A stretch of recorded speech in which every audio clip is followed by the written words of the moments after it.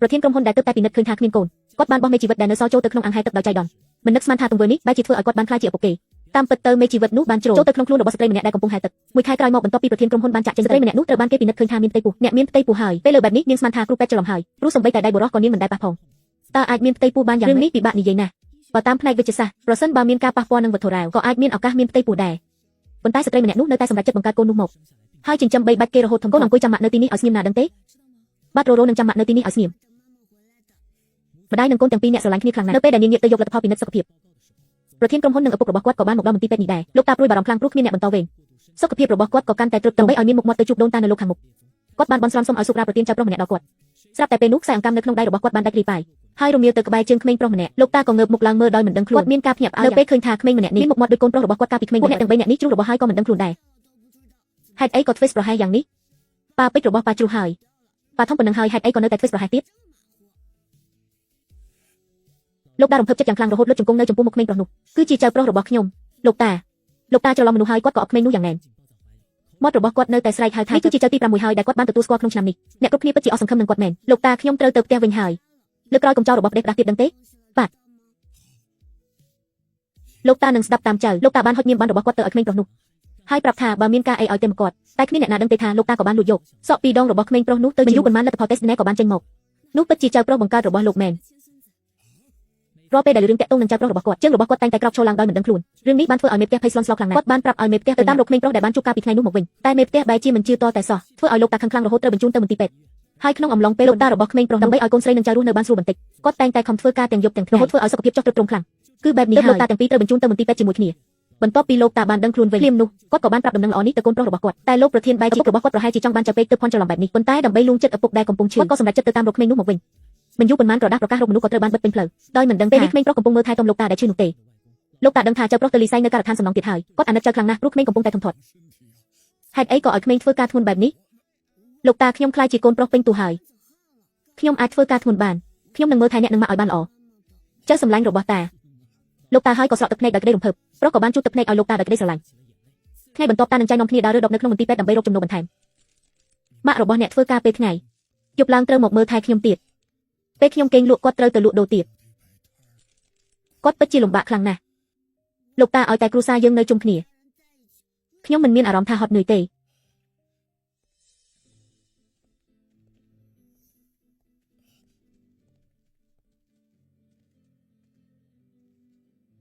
យាយអីអាចជើងល្អបិទមាត់ទៅនរណាជាយាយរបស់អ្នកពិតជាចង្រៃមែនគេជាចៅបង្កើតរបស់អ្នកណាស្ដោះទឹកមាត់ដាក់ចាប់តាំងពីថ្ងៃដែលខ្ញុំរៀបការមកគឺគ្មានពាក់ព័ន្ធអីជាមួយពួកអ្នកក៏ដូចជាអ្នកឯងទេឬថាអ្នកឯងកើតជំងឺមហារីកមែនទេកូនស្រីចង្រៃរបស់អ្នកដើរសំពះខ្ចីលុយគេគ្រប់កន្លែងពួកអ្នកក៏ដល់ថ្នាក់ដើររើអេកចាយតើអ្នកណានឹងខ្ចីលុយឲ្យមកជួយអ្នកដែលជិតងាប់ទៅហើយនោះយ៉ាសំណាងហើយដែលខ្ញុំលែងលេះជាមួយអ្នកតាំងពីយូរបើមិនអញ្ចឹងទេមួយជីវិតនេះខ្ញុំច្បាស់ជាត្រូវមកដេកភក់ជាមួយពួកអ្នកហើយមើលកូនស្រីដែលអ្នកប្រដៅទៅមើលមិនទាន់រៀបការផងមានកូនបាត់គួរឲ្យលក់មុខណាស់មិនដូចជាឈានសេរបស់ពួកយើងទេគាត់មានពូជអម្បូរល្អពីដូនតាធ្វើការនៅក្រុមហ៊ុន Hill Group ទៀតធ្វើឲ្យខ្ញុំមានមុខមាត់ណាស់បាក់កុំនៅខាត់ពេលនិយាយជាមួយសម្រាប់បែបនេះអីកុំឲ្យគេដឹងឲ្យសោះថាអាសត្វធាតុនេះមានជាប់ពាក់ព័ន្ធជាមួយខ្ញុំម៉ាក់ដឹងហើយតោះទៅលទ្ធផលពិនិត្យសុខភាពចិត្តចេញហើយកុំមកទាំងឡានថយចេញទៅឲ្យឆ្ងាយទៅបងប្រុសទី2បងប្រុសទី2អូយបងប្រុសទី2អាស្មុំចង្រៃកុំមកទាំងផ្លូវខ្ញុំកូនប្រុសតើអ្នកងឹតភ្នែកមែនទេអ្នកភ្ញាក់ឡើងកុំមកលេងសើចជាមួយខ្ញុំអីអ្នកកំពុងធ្វើស្អីហ្នឹងកូនសម្លាញ់របស់ខ្ញុំឈឺត្រង់ណាអត់ខ្ញុំមិនដែលមានកូនស្រីឥតខាន់ស្លាដូចជាអ្នកទេនៅក្មេងសោះដើរហឺហាជាមួយប្រុសខាងក្រៅបង្កើតកូនឥតខាន់ស្លានេះមកធ្វើឲ្យម៉ាក់លក់មុខអស់ហើយខ្ញុំអត់មានទេនៅហ៊ានប្រកែកទៀតមែនទេចុះកូនប្រុសរបស់អ្នកមកពីណាឬមួយក៏កើតចេញពីថ្មម៉ាក់ជួយនិយាយអ្វីខ្លះមកមើលឬមួយក៏អ្នកមានតែកូនប្រុសម្នាក់នេះទេអ្នកក៏មានសិទ្ធិមកប្រៀបធៀបជាមួយកូនសម្លាញ់របស់ខ្ញុំដែរឥឡូវនេះគាត់ធ្វើការនៅក្រុមហ៊ុន Hill Group ក្រុមហ៊ុននោះមានតម្លៃរាប់ពាន់លានដុល្លារឯណោះនិយាយទៅអ្នកក៏មិនយល់ដែរកុំនិយាយច្រើនជាមួយសម្រាប់សង្គមបែបនេះអីម៉ាក់យ៉ាងណាអ្នកនឹងគាត់ក៏ធ្លាប់ជាប្តីប្រពន្ធនឹងគ្នាដែរ តើចូលបន្ទប់អ្នកដតីតាមចិត្តពិតមកទៅការស្លាប់របស់គាត់តើវាមានពាក់ព័ន្ធអីជាមួយខ្ញុំហ៊ានបុកកូនប្រុសរបស់ខ្ញុំផងមែនទេខ្ញុំនឹងវាអ្នកឲ្យងាប់មីស្រីអត់ខានស្លាខ្ញុំនឹងវាអ្នកឲ្យងាប់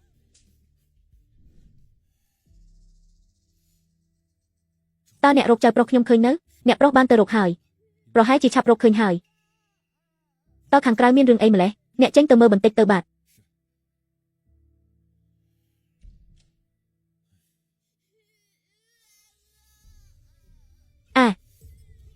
អ្នកប្រុសតូច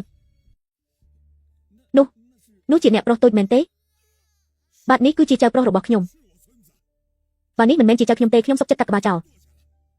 ចាំបន្តិចទៀតសឹមទៅអូបាទអូមិនមែនទេទៅអាអ្នកមិនដឹងគុណនោះសិនទៅបាទ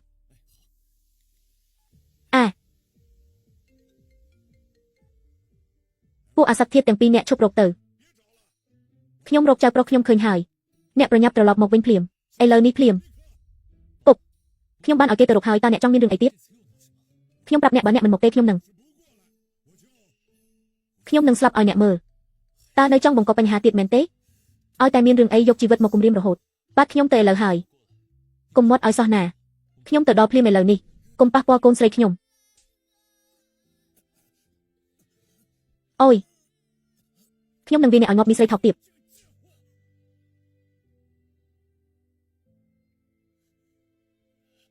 កុំវាយកូនស្រីខ្ញុំអីព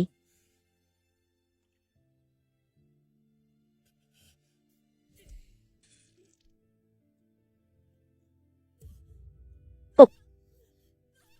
បងប្រុសខ្ញុំពួកអ្នកលុតជង្គង់សំពះសុំទោសពួកយើងភ្លាមប្រហែលជាពួកយើងចិត្តទន់ជួយនិយាយជាមួយគ្រូពេទ្យឲ្យពួកអ្នកខ្លះដើម្បីឲ្យមន្ទីរពេទ្យបញ្ចុះតម្លៃព្យាបាលឲ្យទីនេះគឺជាមន្ទីរពេទ្យត្រកូលហូកូនប្រុសខ្ញុំធានស៊ីគឺជាបុគ្គលិកនៅទីនេះពួកយើងជាសាច់ញាតិគឺមើលជំងឺមិនអស់លុយទេពុកម៉ែភ្ញាក់ឡើងកុំមកសើចចំអកឲ្យខ្ញុំអីលោកគ្រូពេទ្យលោកជួយខ្ញុំផងជួយមនុស្សអីស្រែកឡូឡាធ្វើអីហ្នឹងគ្រូពេទ្យគឺសម្រាប់ជួយសង្គ្រោះមនុស្សមិនមែនសម្រាប់មកប្រមូលសពសម្រាប់ដូចពួកអ្នកទេបងប្រុសខ្ញុំកំពុងហូរឈាមមិនឈប់ទេម៉ែខ្ញុំសំពះអង្គវរអ្នកហើយជួយគាត់ផងទៅអ្នកពិតជាចង់ជួយអាមនុស្សចាស់ឥតប្រយោជន៍ម្នាក់នេះមែនអីខ្ញុំមានវិធីល្អមួយអាចឲ្យអ្នករកលុយបានច្រើនភ្លាមហើយចំពោះអាមនុស្សចាស់ឥតបានការម្នាក់នេះអ្នករៀបការជាមួយតាចាំងនៅភូមិជិតខាងទៅចំពេលដែលប្រពន្ធគាត់ទើបតែស្លាប់គាត់កំពុងខ្វះអ្នកកំដរដេកម្នាក់បើអ្នកការទៅពួកយើងនឹងបានលុយថ្លៃទឹកដោះច្រើន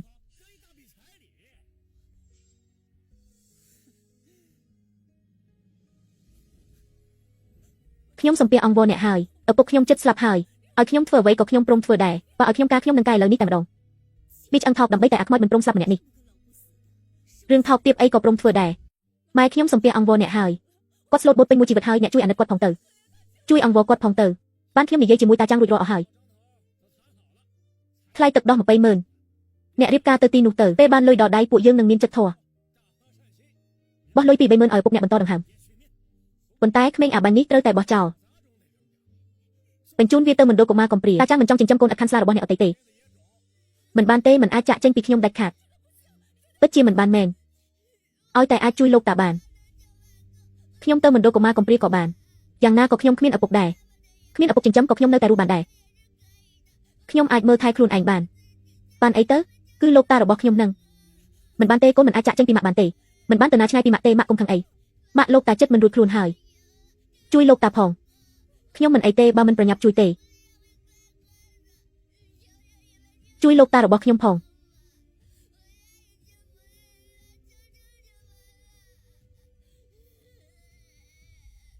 សៀវស៊ីនរ៉ានបើអ្នកនៅតែបង្អែបង្អង់ទៀតចាំរៀបចំធ្វើបុណ្យសពឲ្យឪពុកអ្នកទៅខ្ញុំការខ្ញុំព្រមការហើយខ្ញុំយល់ព្រមជាមួយអ្នកហើយខ្ញុំនឹងរៀបការជាមួយតាចាងបែបនឹងទៅត្រឹមត្រូវមនុស្សឆ្លាតត្រូវចេះមើលកាលៈទេសៈខ្ញុំនឹងទៅតាចាំងឥឡូវនេះចំណែកក្មេងអាបាញ់ម្នាក់នេះបញ្ជូនវាទៅឥឡូវនេះតែម្ដងឃើញហើយគួរឲ្យធុញណាស់មិនបានទេអ្នកមិនអាចធ្វើបែបនេះបានទេខ្ញុំក៏សន្យាដែរខ្ញុំចង់នាំកូនប្រុសខ្ញុំទៅជាមួយមិនបានទេខ្ញុំបានបញ្ចប់ការងារហើយខ្ញុំមិនអីទេខ្ញុំអាចមើលថែខ្លួនឯងបានភារកិច្ចរបស់ខ្ញុំបើអ្នកចាក់ចេញពីខ្ញុំតើឲ្យខ្ញុំរស់នៅយ៉ាងម៉េចមិនបានទេខ្ញុំមិនអីទេតើខ្ញុំបានឲ្យគាត់ញ៉ាំបាយរួចហើយមកញ៉ាំបាយនៅទីនេះម្ដងមកចាប់ដើមធ្វើការធ្ងន់កូនត្រូវស្ដាប់ម៉ាក់កុំទៅអីកុំចាក់ចេញពីខ្ញុំអីកុំទៅអី ប៉ុន្តែដំឡើយខ្ញុំជាក្មេងដែលគ្មានឪពុកបើគ្មានម៉ាក់ខ្ញុំក៏រស់នៅដូចឪពុកគាត់ដែរត្រូវញ៉ាំបាយឲ្យបានល្អនិងមើលថែខ្លួនឯងផងលីវយានតែងតែមានអារម្មណ៍ថាខ្លួនឯងជាបន្ទុកការស្រឡាញ់អ្នកនឹងលោកតាពិតជាហត់នឿយណាស់មែនហើយរ៉ាន់មិនមែនបែបនោះទេនោះគឺជាបូមាត់របស់ម៉ាក់វាជាពណ៌របស់ម៉ាក់ហ៊ានត្រឡប់សម្ដីផងអី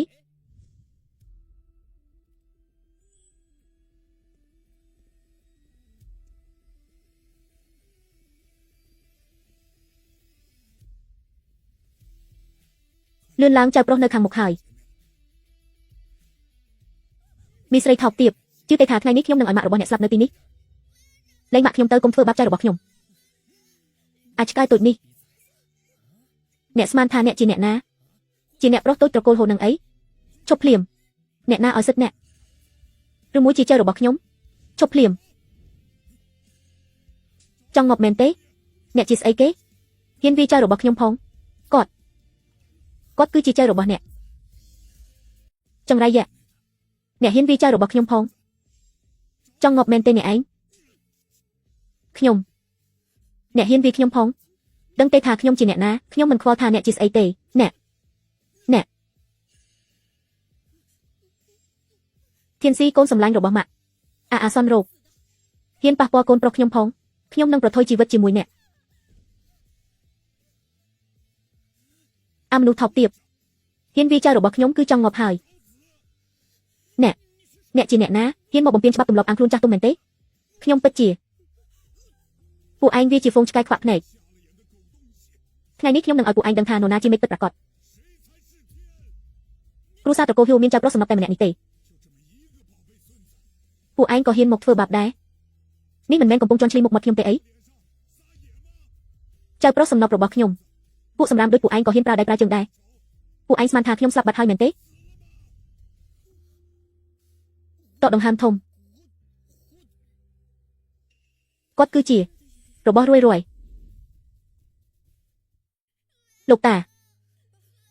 លោកតាភ្ញាក់ឡើងលោកតាកុំបំភ័យរួយអីសូមជួយលោកតារបស់ខ្ញុំផងនៅអង្គុយលើឡានធ្វើអីទៀតប្រញាប់ទៅរកគ្រូពេទ្យទៅបាត់ខ្ញុំទៅឥឡូវនេះហើយលោកតាអរគុណលោកតាណាស់ភ្នែកទាំងគូនេះសំភ្នែកណាស់ខ្ញុំប្រកាសជាធ្លាប់ឃើញនៅកន្លែងណាមិនខានសំណាស់តើខ្ញុំធ្លាប់ជួបគាត់នៅណាទៅគុំយំអីចៅសម្លាញ់គុំយំអីណាឃើញចៅយំលោកតាចុកឈាមណាស់អ្នកប្រុសលោកម្ចាស់ប្រហែលជាគាត់កើតជំងឺវង្វេងវង្វាន់ហើយទើបឃើញក្មេងណាក៏ហៅថាចៅបែបនេះឯងនោះទេដែលវង្វេងខ្ញុំនៅដឹងខ្លួនច្បាស់ណាស់ប្តីសម្លាញ់សុំទោសផងឪពុករបស់ខ្ញុំប្រហែលជាវង្វេងហើយមិនអីទេស្មានតែជាលោកតាបង្កើតរបស់រួយមែនមិននឹកស្មានថាជាមនុស្សចាស់គួរឲ្យអាណិតច្រឡំចៅសោះរួយគុំយំអីណាចៅសម្លាញ់គុំយំអីណាបងវ៉ាន់មិនខឹងស្អប់អីបន្តិចទេគឺបងវ៉ាន់នឹងហើយពួកអាត្រឆានអស់នេះមនុស្សរបស់ខ្ញុំក៏ពួកឯងហ៊ានប៉ះពាល់ដែរពិតជាចង់ងាប់មែនហុកគាត់ថាគាត់ត្រកូលហ៊ូឬមួយគាត់គឺជាប្រធានហ៊ូអ្នកត្រកូលហ៊ូមានច្រើនណាស់មីស្រីថោកទាបឆេវឈិនរនោះមិននឹងអាចស្គាល់មេធំត្រកូលហ៊ូបានអូមែនហើយតើលោកប្រធានហ៊ូរបស់ពួកយើងឈ្មោះហ៊ូអីទៅអេអូយចង្រៃមែននឹកមិនឃើញភ្លាមសោះអេមិនមែនទេណាឈឺណាស់អាចឆ្កែឲ្យហឹមអ្នកឯងហ៊ានវាខ្ញុំផង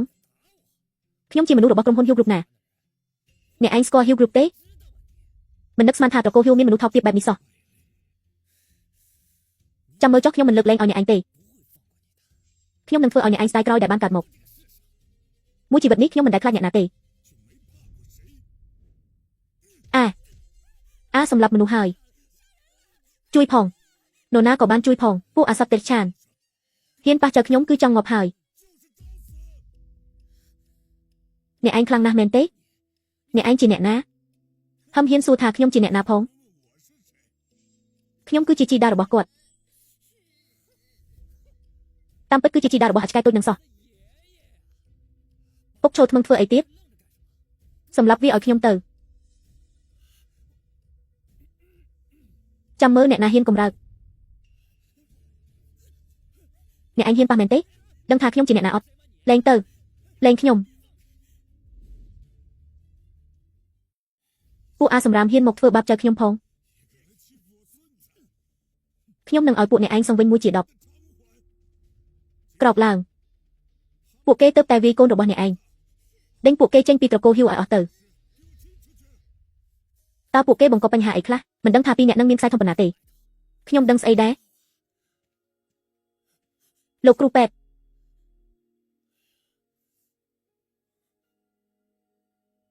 សាច់ញាតិណែណាស្ថានភាពអ្នកជំងឺអាសន្នណាស់ត្រូវវះកាត់ជាបន្ទាន់បើមិនអញ្ចឹងទេនឹងគ្រោះថ្នាក់ដល់ជីវិត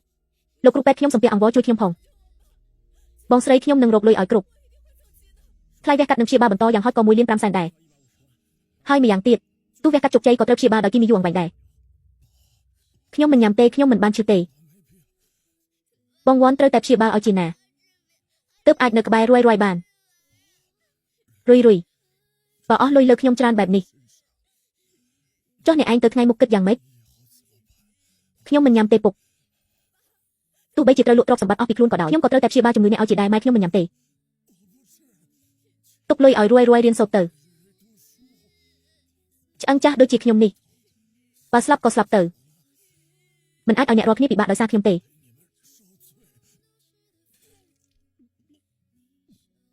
ប៉ា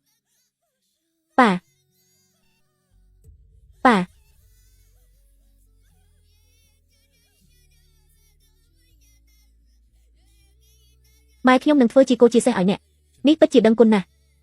ចៅប្រុសបង្កើតរបស់ខ្ញុំគ្រាន់តែដើម្បីលុយ1 លាននេះឥឡូវត្រូវទៅធ្វើជាគោជាសេះឲ្យគេទៀត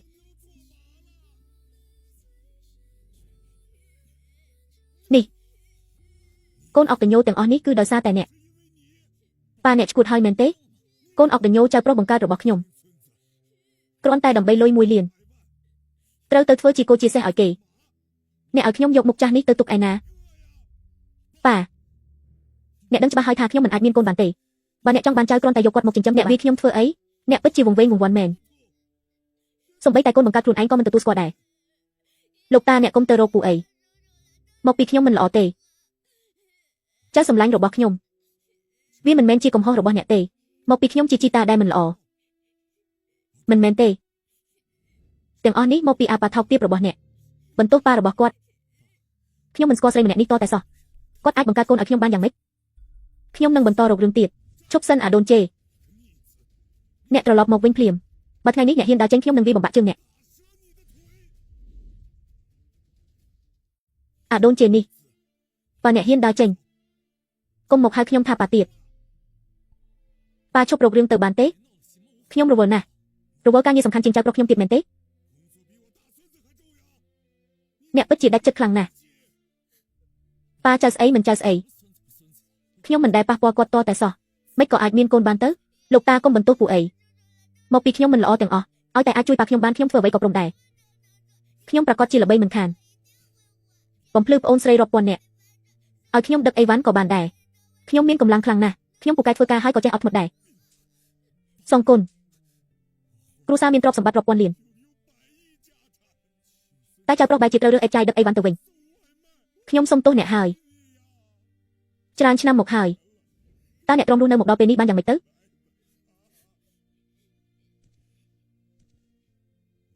ខ្ញុំពិតជាខ្មាស់ដូនតាណាស់ចៅបង្កើតរបស់ខ្ញុំតែជាត្រូវរើសសម្រាប់ចិញ្ចឹមជីវិតខ្ញុំវាថោកទាបជាងសត្វទៅទៀតអ្នកពិតជាធ្វើរឿងថោកទាបខ្លាំងណាស់សូម្បីតែខ្លួនឯងមានកូនក៏មិនដឹងដែរធ្វើឲ្យពីអ្នកម្ដាយកូនត្រូវរងទុក្ខវេទនានៅខាងក្រៅមិនក៏អ្នកគ្មានបេះដូងយ៉ាងនេះប៉ាកុំខឹងអីសុខភាពសំខាន់ណាស់ឲ្យខ្ញុំមិនខឹងមិនបានចៅបង្កើតរបស់ខ្ញុំធ្លាក់ខ្លួនដល់ថ្នាក់ដើររើសសម្រាប់ចិញ្ចឹមជីវិតបើថ្ងៃស្អែកខ្ញុំស្លាប់ទៅក៏គ្មានមុខទៅជួបដូនតាដែរខ្ញុំប៉ាលោកតាមិនអីទេមែនទេធ្ងន់ធ្ងរទេត្រូវការហៅគ្រូពេទ្យទេចៅល្អយ៉ាងនេះគាត់នៅតែបារម្ភពីអ្នកទៀតអាសត្វទឹកឆានគឺមកពីអ្នកទើបធ្វើឲ្យខ្ញុំទើបតែរកចៅឃើញប៉ាអ្នកពិតជាគ្មានហេតុផលសោះអ្នកប៉ា តាមពិតខ្ញុំបានទៅធ្វើ test DNA គាត់ពិតជាកូនប្រុសរបស់អ្នកមែនស្អីគេថាអីខ្ញុំច្រឡំហើយច្រឡំប៉ាអ្នកនិយាយពីអីហ្នឹងប៉ាគ្រូពេទ្យជួយផងអ្នកលោកគ្រូពេទ្យពុកប្រញាប់ឡើងពុកប្រយ័ត្ន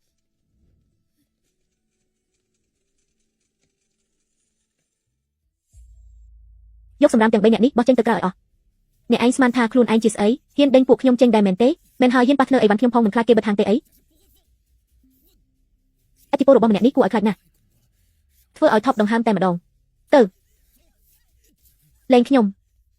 ជំងឺពុករបស់អ្នកខ្ញុំបានរៀបចំគ្រូពេទ្យដែលពូកែបំផុតឲ្យហើយអ្នកជួយរៀបចំគ្រូពេទ្យឲ្យពុកខ្ញុំមែនទេមើលទៅពុករបស់ខ្ញុំហាក់ដូចជាចូលចិត្តពួកអ្នកខ្លាំងណាស់មុនពេលគាត់ដឹងខ្លួនពួកអ្នកស្នាក់នៅក្បែរគាត់ទៅចាត់ទុកថាជួយមើលថែគាត់បណ្ដោះអាសន្នចុះថៅកែខ្ញុំនឹងមើលថែលោកតាឲ្យបានល្អលោកម្ចាស់អរគុណអ្នកខ្លាំងណាស់ពិតជាអរគុណអ្នកខ្លាំងណាស់ស្អីហើយជាតិស្ករចុះទៀតហើយបាទសៀវជេ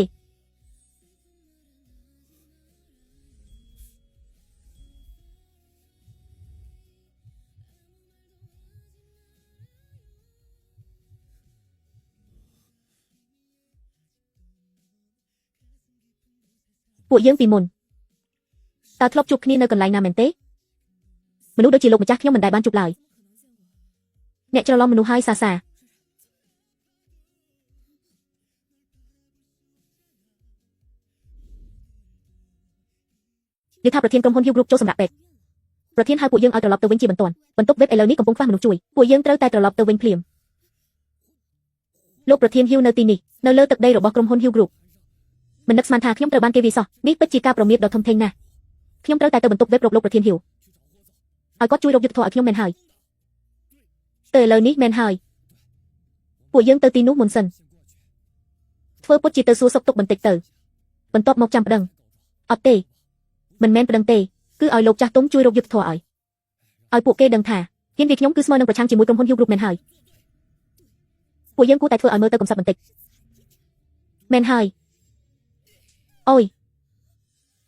អ្នកឯងវាខ្ញុំមែនទេមែនហើយបើមិនវាអ្នកឯងឲ្យមកវាខ្ញុំមែនទេ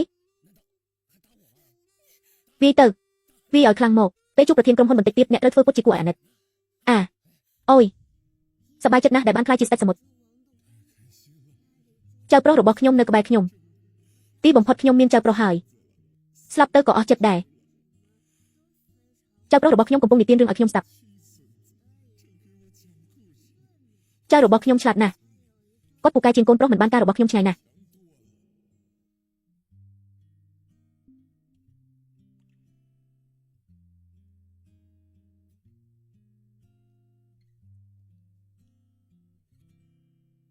ចៅរបស់ខ្ញុំបញ្ចុកទឹកឲ្យខ្ញុំចំណែកស្រីម្នាក់នោះចេះតែធ្វើឲ្យចៅខ្ញុំខឹងចាំពេលខ្ញុំងើបឡើងអ្នកចង់បានអ្វីខ្ញុំនឹងទិញឲ្យទាំងអស់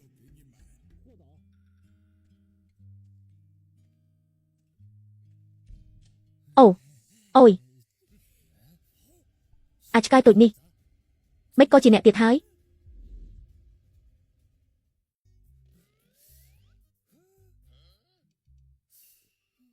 ម៉ាក់យើងដើរច្រឡំផ្លូវមែនទេតើលោកប្រធានហ៊ូមិនមែននៅបន្ទប់ web ទេអីចុះអាចឆ្កែតូចនេះមិនក៏នៅទីនេះដែរនៅទីនេះមានបន្ទប់ web ច្រើនណាស់អ្នករកច្រឡំហើយទៅរកកន្លែងផ្សេងទៅអាចឆ្កែតូចឲ្យធ្វើឲ្យខ្ញុំត្រូវគេតែកំភ្លៀងនៅមុខមនុស្សជាច្រើនរឿងនេះយើងមិនទាន់ទូទាត់គ្នាអស់នៅឡើយទេអ្នកចង់ធ្វើអីខ្ញុំប្រាប់អ្នកឲ្យដឹងម៉ាក់របស់ខ្ញុំនឹងមកដល់ឥឡូវនេះហើយអាសត្វត្រឆានអាសន្តានថោកទាបអ្នកហ៊ានលួចចៅរបស់ខ្ញុំម្ដងទៀតផងខ្ញុំនឹងយកជីវិតអ្នកអាសត្វត្រឆានលែងចៅរបស់ខ្ញុំភ្លាមខ្ញុំនឹងសម្លាប់អ្នកមិនបាច់ប្រញាប់ទេចាំខ្ញុំចាត់ការអាខ្មោចចាស់នេះសិនរួចចាំខ្ញុំធ្វើបាបអាសន្តានថោកទាបដូចជាអ្នកតាមក្រោយអូយបើអ្នកចង់វាយចង់សម្លាប់គាត់ធ្វើមកលើខ្ញុំចុះសុំកុំធ្វើបាបគាត់អីអរគុណលោកតាទៅឲ្យឆ្ងាយទៅ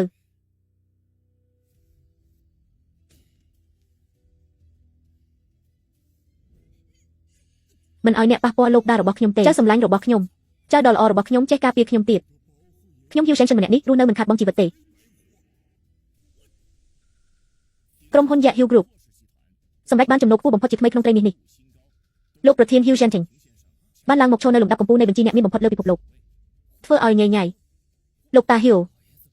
ម្នាក់ដែលនៅក្នុងទូរទស្សន៍នោះគឺលោកប្រធានហ៊ីវនៃក្រុមហ៊ុនហ៊ីវគ្រុបតា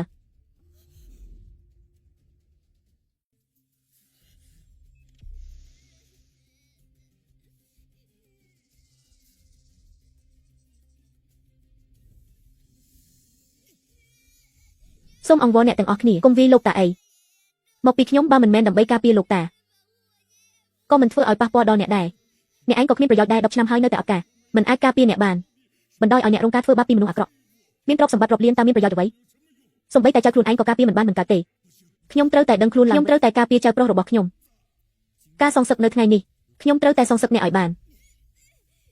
អ្នកកំពុងធ្វើអ្វីហ្នឹងឆាវស៊ីនរ៉ាន់អ្នកមកដល់លំល្អណាស់រួយតើពួកគេមានធ្វើឲ្យអ្នករបួសទេលោកប៉ាពួកគេធ្វើបាបខ្ញុំនិងលោកតា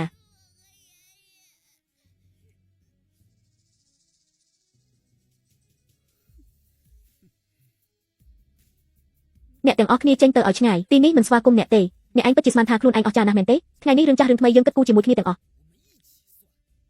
អ្នករាល់គ្នាចប់ហើយកូនប្រុសខ្ញុំឈានសេឥឡូវជាមនុស្សរបស់ក្រុមហ៊ុនហ៊ីវគ្រុប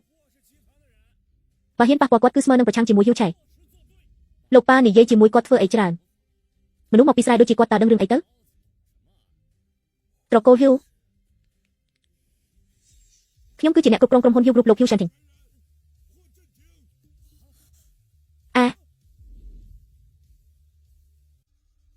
ត្រកូលហ៊ីវខ្ញុំគឺជាអ្នកគ្រប់គ្រងក្រុមហ៊ុនហ៊ីវគ្រុបលោកហ៊ីវឆាន់ធីងអើគេកុំខ្លាចគាត់អីក្រុមហ៊ុនហ៊ីវគ្រុបទាំងមូលជារបស់អ្នកខ្លាចគាត់ធ្វើអីទៅ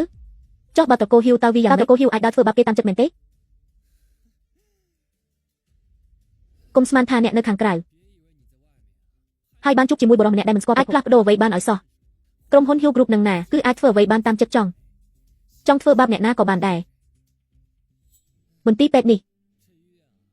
គឺជារបស់ត្រកូលហ៊ីវហើយខ្ញុំតែមួយម៉ាត់អាចធ្វើឲ្យឪពុកអ្នកនិងអាចារ្យម្នាក់នេះត្រូវបញ្ឈប់ការប្រើថ្នាំបន្ទាប់មកបណ្ដោយឲ្យពួកគេឈឺចាប់រហូតដល់ស្លាប់ឥឡូវនេះខ្ញុំនឹងទៅគ្រួសារហ៊ីវភ្លាមឲ្យពួកគាត់មកទីនេះបន្ទាប់មកសម្លាប់អ្នកទាំងអស់គ្នារួចយកអាចារ្យនេះទៅបោះឲ្យឆ្កែស៊ីអាថោកទៀតនេះហ៊ានយកឈ្មោះខ្ញុំទៅក្អេងក្អាងហ៊ានមកធ្វើបាបចៅនិងកូនប្រសារខ្ញុំផងពិតជាចង់ងាប់មែនកូនធរតើអ្នកងាប់នៅណាមិនក៏មិនទាន់មកទៀតអ្នកទាំងអស់គ្នាត្រូវងាប់មិនខានឈប់ទៅមិនបាច់សុំទោសទេបើចង់វាក្មេងមកវាខ្ញុំមកខ្ញុំសូមអង្វរអ្នកលើកលែងទោសឲ្យពួកយើងផងខ្ញុំសូមអង្វរអ្នក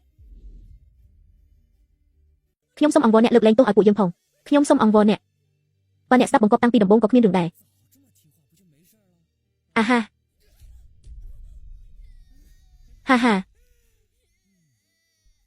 ស្រីថោកទាបមិនស្គាល់ខ្មាស់ហេតុអីអ្នកមិនទៅងាប់ទៅថ្ងៃនេះខ្ញុំនឹងច្របាច់ក៏សម្លាប់អ្នករស់នៅនាំតែខូចមុខមាត់ខ្ញុំទេអ្នកថាមិនដែលចិញ្ចឹមខ្ញុំមែនទេអ្នកអាស័ព្ទទេឆានអ្នកហ៊ានធ្វើបាបចៅនឹងកូនប្រសារខ្ញុំផងមែនទេអ្នកហ៊ានវាយខ្ញុំផងមែនទេ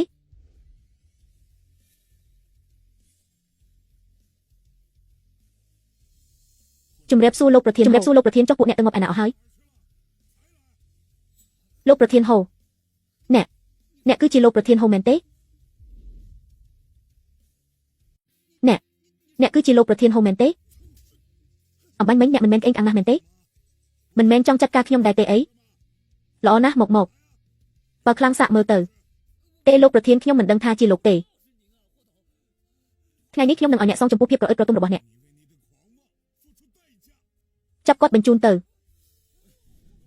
ទេលេងខ្ញុំទៅកុំធ្វើអីខ្ញុំអីមកចៅសម្លាញ់របស់ខ្ញុំឲ្យខ្ញុំអប់អ្នកបន្តិចមកពីខ្ញុំមិនបានការខ្ញុំសុំទោសអ្នកធ្វើឲ្យអ្នកទាំងអស់គ្នាត្រូវពិបាកហើយ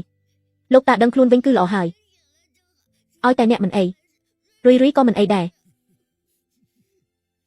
ខ្ញុំគឺជាជីតាបង្កើតរបស់អ្នកណាលោកតាអ្នកគឺជាប្រធានក្រុមហ៊ុនហ៊ីវគ្រុបមែនទេលោកម្ចាស់របស់ពួកយើងគឺជាប្រធានក្រុមហ៊ុនហ៊ីវគ្រុបគឺលោកប្រធានហ៊ីវឆាន់ធីងរួយពិតជាចៅប្រុសរបស់អ្នកមែនអីគេអានថានឹងជាអ្នកប្រុសតូចរបស់ត្រកូលហ៊ីវអីចឹងអីចុះស្រីចង្រៃឥតខ្មាស់ម្នាក់នេះនាងមិនមែនជាស្រីរបស់អ្នកប្រុសហ៊ីវទេអីរ៉ែនក្មេងល្អប៉ុន្មានឆ្នាំនេះធ្វើឲ្យអ្នកពិបាកហើយខ្ញុំនឹងទូរស័ព្ទទៅកូនប្រុសរបស់ខ្ញុំ ឲ្យគាត់មកទទួលស្គាល់អ្នកទាំងពីរម្ដាយកូនភ្លាមគាត់ត្រូវតែផ្ដល់ឋានៈឲ្យអ្នកនឹកស្មានមិនដល់សោះលោកតាគឺជាលោកប្រធានហ៊ីវដែលជាវឈានសិធ្លាប់និយាយមែនលោកប្រធានហ៊ីវប្រហែលជាវង្វេងស្មារតីទៀតហើយមើលទៅលោកប្រធានហ៊ីវតើមានការយល់ច្រឡំអីមែនទេខ្ញុំនិងអ្នកប្រុសហ៊ីវមិនដែលស្គាល់គ្នាទេតើមានការយល់ច្រឡំអីទៅឈាមជាប់តកូហ៊ីវរបស់ពួកយើងបាត់បង់ទៅក្រៅច្រើនឆ្នាំហើយពេលនេះខ្ញុំមិនអាចទ្រាំចាំបានសូម្បីតែមួយថ្ងៃខ្ញុំត្រូវតែប្រាប់កូនប្រុសរបស់ខ្ញុំភ្លាមដើម្បីទទួលអ្នកទាំងពីរម្ដាយកូនត្រឡប់ទៅផ្ទះតកូហ៊ីវវិញលោកប្រធានហ៊ីវលោកតាអ្នកចាញ់បោកគេហើយស្រីម្នាក់នេះនាងគឺជាស្រីខូចម្នាក់ដែលដើរតែហុចខ្លួនឲ្យគេឥតខាន់ស្លានេះមិនដឹងជាកូនអ្នកណាផងលោកតាហ៊ីវអ្នកបិទមាត់ឲ្យចិត្តបើអ្នកហ៊ាននិយាយផ្ដេសផ្ដាសទៀតខ្ញុំនឹងធ្វើឲ្យអ្នករស់មិនដូចរស់ស្លាប់មិនដូចស្លាប់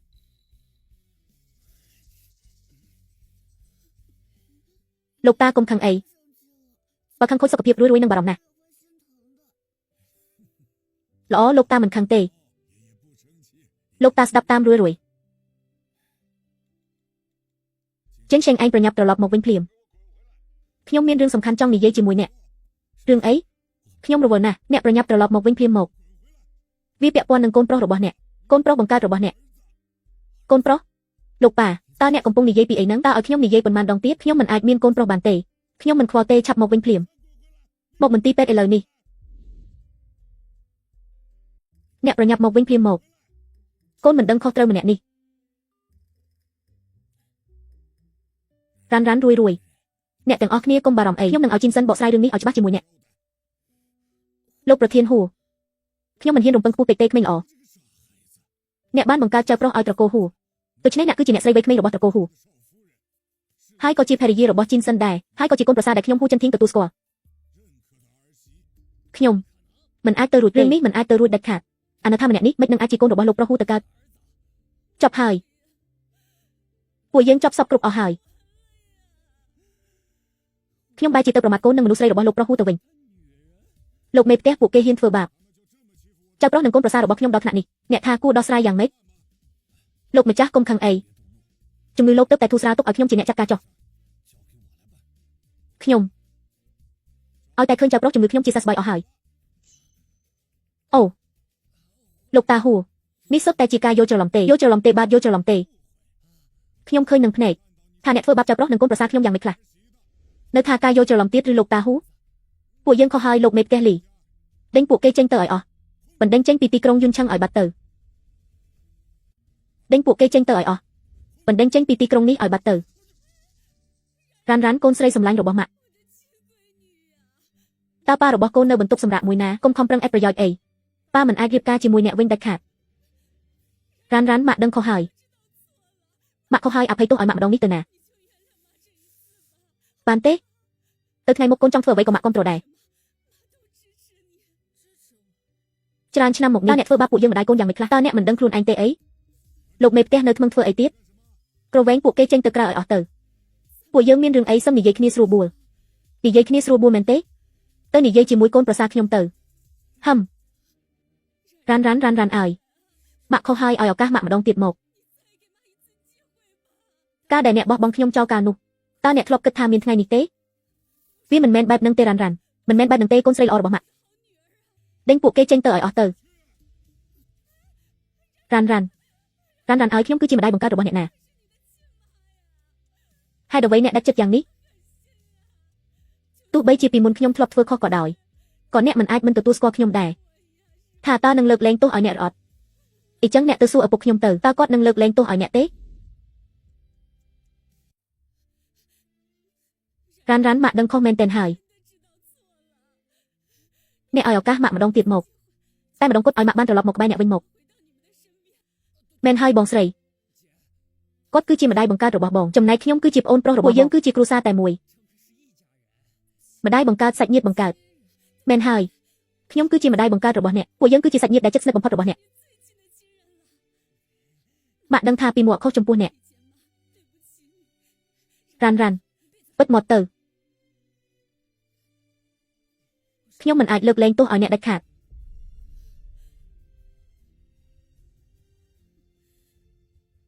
ហើយអ្វីអ្នកដាច់ចិត្តយ៉ាងនេះខ្ញុំគឺជាម្ដាយបង្កើតរបស់អ្នកណាបងស្រីទោះជាយ៉ាងណាក៏ដោយឈាមចូលពួកយើងកាត់មិនដាច់ទេ យ៉ាងណាក៏ពួកយើងជាសាច់ញាតិនឹងគ្នាដែរតើអ្នកទាំងអស់គ្នាចូលថ្មឹងធ្វើអីទៀតយកអាសត្វឆ្កែទាំង3ក្បាលដែលមិនស្គាល់មកព្រោះនេះទិញចេញទៅឲ្យផុតទៅខ្ញុំមិនចង់ឃើញមុខពួកគេទៀតទេបាទអ្នកស្រីយ៉ានស៊ីហានបាទអ្នកស្រីយ៉ានស៊ីហានបាទអ្នកស្រីយ៉ានស៊ីហានល្អហើយយ៉ានយ៉ានដឹងខ្លួនខុសហើយយ៉ានយ៉ានរ៉ាន់កុំយំអីវាមិនសមនឹងយំដើម្បីមនុស្សប្រភេទនេះទេលោកប្រធានរឿងរ៉ាវវាបានកន្លងផុតអស់ហើយ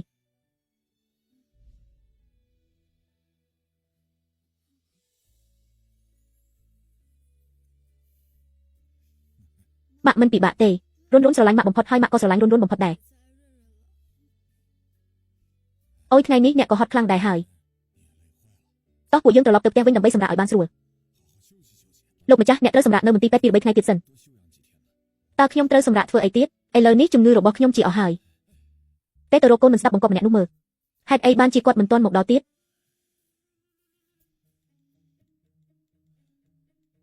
លោកប្រធានហូអ្នកប្រុសទទួលខ្សែហើយអាម្នាក់នេះប្រញាប់មកទីនេះភ្លាមពុកកុំបង្កបញ្ហាទៀតអីឆ្នាំនេះអ្នករកឃើញចៅទី6ហើយណាលើកនេះមិនដូចលើកមុនទេម្នាក់នេះគឺជាកូនបង្កើតរបស់អ្នកមែនពុកខ្ញុំថាជំងឺវង្វេងរបស់អ្នករើឡើងវិញទៀតហើយគឺអ្នកឯងទេដែលវង្វេងនោះអាម្នាក់នេះពិតជាមិនស្ដាប់បង្គាប់មែនតើខ្ញុំទុកលទ្ធផលតេស្តណានៅឯណាទៅ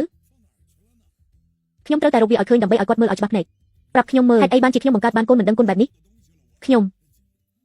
ម៉ាក់តើអ្វីដែលលោកតាមានចិត្តល្អនិយាយជាការពិតមែនទេតើគាត់ពិតជាលោកតារបស់រុយទឺមែនអត់រុយកុំនិយាយផ្ដេសផ្ដាសលោកតាប្រហែលជាឈឺហើយគាត់ប្រហែលជាចាំច្រឡំរឿងខ្លះហើយបើឈឺតើគាត់នឹងឈឺចាប់ដូចលោកតាដែរមែនទេម៉ាក់គាត់បានជួយសង្គ្រោះលោកតាទោះបីជាគាត់មិនមែនជាលោកតាបង្កើតរបស់ខ្ញុំក៏ដោយក៏ខ្ញុំនឹងមើលថែគាត់ឲ្យដូចជាលោកតាបង្កើតរបស់ខ្ញុំដែរលោកតាលុយដែលអ្នកឲ្យសម្រាប់ព្យាបាលជំងឺលោកតានោះយឺនឹងខំធ្វើការដើម្បីសងអ្នកវិញយឺនឹងរកលុយឲ្យបានច្រើនដើម្បីចិញ្ចឹមអ្នកចិញ្ចឹមទាំងលោកតានិងម៉ាក់ផងដែរហាសងអីមិនបាច់សងអីទាំងអស់លុយរបស់ត្រកូលហូមិនមែនជាលុយរបស់អ្នកទាំងអស់ទេអីចៅសម្លាញ់របស់ខ្ញុំមកនេះមកហាទៅថ្ងៃមុខជីវិតរបស់លោកតាម្នាក់នេះគឺជារបស់ចៅទាំងអស់ហា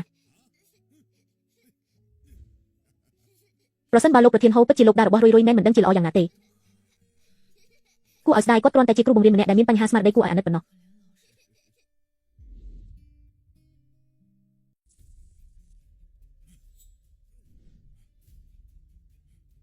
តើចៅសម្លាញ់របស់ខ្ញុំភ្ញាក់ពីគេងនៅ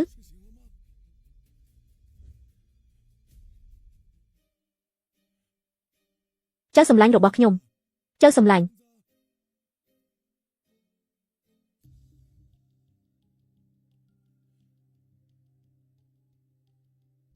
លោកម្ចាស់តើចៅរបស់ខ្ញុំទៅណាហើយលោកម្ចាស់អ្នកកាត់អីហ្នឹងចុះចៅរបស់ខ្ញុំចៅដ៏ធំម្នាក់របស់ខ្ញុំតើគាត់ទៅណាហើយលោកម្ចាស់អ្នកត្រូវស្ងប់ចិត្តសិនកញ្ញាឈៀវនាំរួយចាក់ចេញទៅហើយនេះជាលើកទី5មួយហើយតែអ្នកតាមរកក្មេងក្នុងឆ្នាំនេះសម្ដីរបស់អ្នកគ្មានអ្នកណាជឿទៀតទេទៅងាប់ទៅកុំមកនិយាយផ្ដេសផ្ដាសខ្ញុំចង់ធ្វើតេស្តDNAភូតាំងសរសេរច្បាស់ណាស់ម្នាក់នោះគឺជាចៅបង្កើតរបស់ខ្ញុំជាឈាមជ័រតែមួយគត់របស់កូនអុកតញូនោះអ្នកប្រញាប់ទៅភ្លាមទៅហៅកូនអុកតញូនោះមកជួបខ្ញុំឲ្យពួកគេទៅតាមរករួយឥឡូវនេះទៅរកឲ្យខ្ញុំភ្លាមទៅហៅកូនអុកតញូនោះត្រឡប់មកវិញប្រញាប់ទៅឲ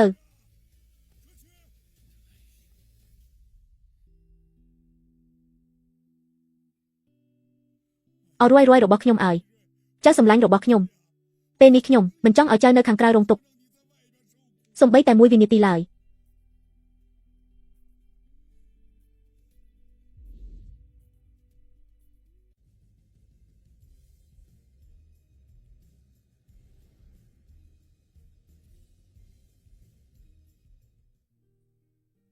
ម៉ាក់បើលោកតាហ៊ីវភ្ញាក់មកមិនឃើញខ្ញុំ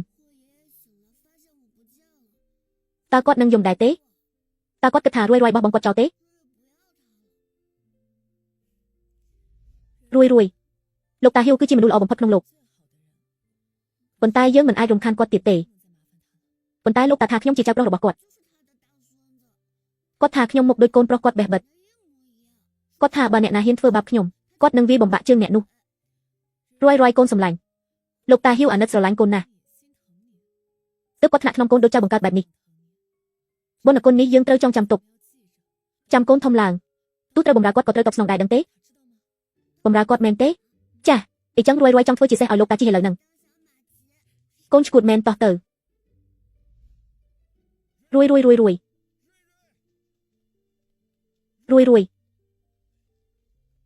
ួយ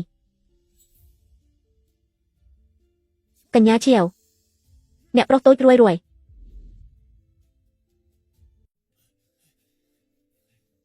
កញ្ញាឈៀវរួយ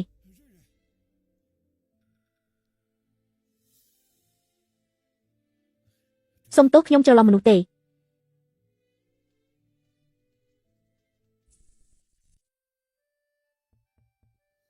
ម៉ាក់ខ្ញុំទៅបើកទ្វារសិនលោកតារ៉េងមីងវងម៉ាក់មើលនរណាមកនឹងអូយហាសឹមកូនកំសត់របស់ខ្ញុំឪពុកឯងគាត់ហេតុអីក៏គាត់ទៅជាបែបហ្នឹង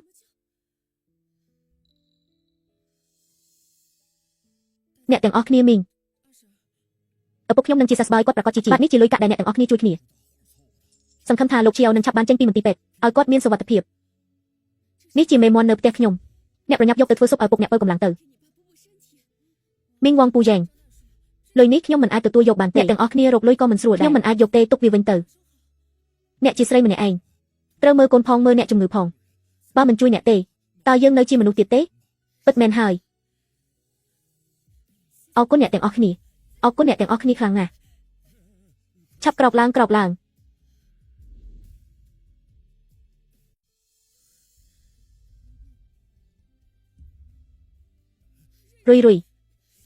រុយរកខែរឆាប់ក្រោកឡើងពូយ៉ែងសូមឲ្យរកស៊ីមានបានរាល់ថ្ងៃរកលុយកាក់បានហូរហៀនឹងខ្លាចជាសេដ្ឋីឆាប់នេះកូនប្រុសមីងឆ្នាំនេះប្រកាសជាប្រឡងជាប់នាំកិត្តិយសដល់វង្សតកូលបងប្រុសទី3កុំបារម្ភអីពេលខែទៀតបងថ្លៃនឹងសម្រាប់បានកូនប្រុសម្នាក់ហាកូនសម្លាញ់ដ៏កំសត់របស់ខ្ញុំនេះពិតជាចេះនិយាយហើយដឹងក្តីណាស់គួរឲ្យស្ដាយដែលគ្មានឪពុកមិនដឹងជាអសត្វត្រឆានចិត្តអាក្រក់ណាមួយដែលបោះបង់កូនល្អបែបនេះចោលសោះពិតជាបាបកម្មមែនបើដឹងថាជាអត្រឆានណាមួយពួកយើងនឹងវាឲ្យងាប់មិនខានមែនហើយត្រូវតែវាឲ្យងាប់ខ្ញុំក៏មិនដឹងថាឪពុករបស់ក្មេងនេះជាអ្នកណាដែរសឹមជំងឺរបស់លោកឈៀវខ្ញុំមើលទៅប្រហែលជាត្រូវអស់លុយច្រើនណាស់អ្នកជាស្រីម្នាក់ឯងពេលថ្ងៃត្រូវទៅធ្វើការទៀតយប់នេះខ្ញុំត្រូវទៅមើលថែអ្នកជំងឺនៅមន្ទីរពេទ្យទៀតចុះរុនរងទុកឲ្យអ្នកណាមើលបើមិនអីទេយកនាងទៅផ្ញើនៅផ្ទះខ្ញុំទៅខ្ញុំជួយមើលថែនាងឲ្យអត់ទេខ្ញុំមិនទៅផ្ទះពូអ៊ឺស៊ឺដាច់ខាតខ្ញុំចង់នៅរកលុយជាមួយម៉ាក់រហូតរកលុយក្មេងតូចដូចជាអ្នកឯងហ្នឹងតើអ្នកអាចរកលុយស្អីបានទៅមែនហើយបើម៉ាក់អ្នកនាំអ្នកតាមបែបហ្នឹងតើមានអ្នកណាហ៊ានជួលទៅមានការងារធ្វើក៏លុយតិចតួចនឹងធ្វើអីបាន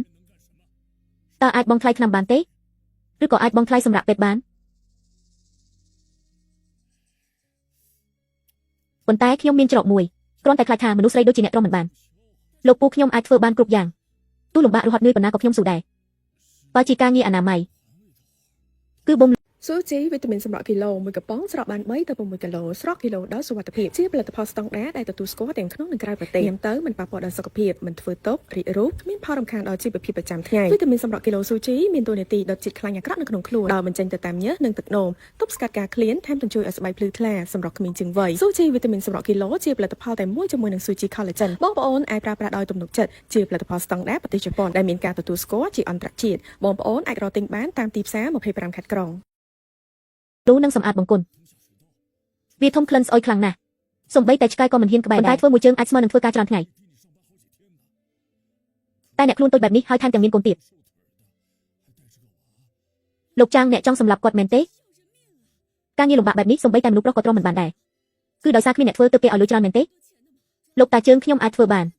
ខ្ញុំមានកម្លាំងខ្លាំងហើយក៏មិនខ្លាចក្លិនស្អុយដែរអ្នកនៅក្មេងណាស់តើអាចធ្វើការងារបែបនេះកើតទៅលោកតាជើងរុយនឹងខំប្រឹងឲ្យអស់ពីសមត្ថភាពរុយអាចរៀនធ្វើបានថ្លៃឆ្នាំលោកតាគឺមានអ្នកចិត្តបុណ្យជួយចេញឲ្យមុនប៉ុន្តែលុយនេះយើងត្រូវសងគេវិញជំពាក់គេគឺត្រូវតែសងចាំលោកតាចេញពីពេទ្យហើយសងលុយគេអស់ទើបរុយទៅរៀនវិញសូមលោកពូអ្នកមីងលោកតាលោកយាយ ឲ្យម៉ាក់ខ្ញុំបានធ្វើការរកលុយផងតើមានអ្នកណាកំពុងចាំខ្ញុំនេះដឹងក្តីពេកហើយម៉ាក់សុំទោសដែលធ្វើឲ្យកូនលំបាក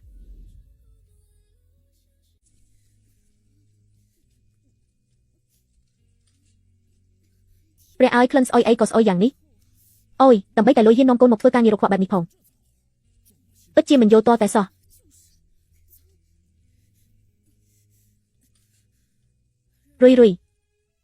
រុយកូនថយទៅឲ្យឆ្ងាយបន្តិចទៅវាប្រឡាក់ណាស់ទុកឲ្យម៉ាក់ធ្វើម្នាក់ឯងបានហើយរុយចង់ការពារម៉ាក់ខ្ញុំត្រូវរកលុយឲ្យបានច្រើនដើម្បីមើលជំងឺឲ្យលោកតាស្ដាប់បង្កប់ណាចាំម៉ាក់ធ្វើខ្លួនឯង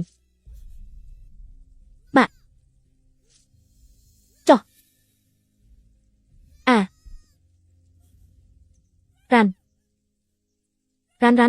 រ៉ាន់កុំគ្រាន់តែហៅម៉ាក់ឆ្លៃម៉ាក់មកនិយាយអ្វីមួយមកកូនរ៉ាន់ឆ្លៃម៉ាក់មកនៅជាមួយម៉ាក់គឺជាម៉ាក់របស់កូនម៉ាក់កុំយំអីរ៉ាន់ម៉ាក់មិនអីទេមែនទេនិយាយទៀតមកនិយាយមកកូនម៉ាក់ឡើងមកលើនេះមករុនម៉ាក់អង្គុយមែនទេហើយកូនឡើងមកជួយកូនប្រុសខ្ញុំផងរុយប៉ុន្តែម៉ាក់កូនសុំទោស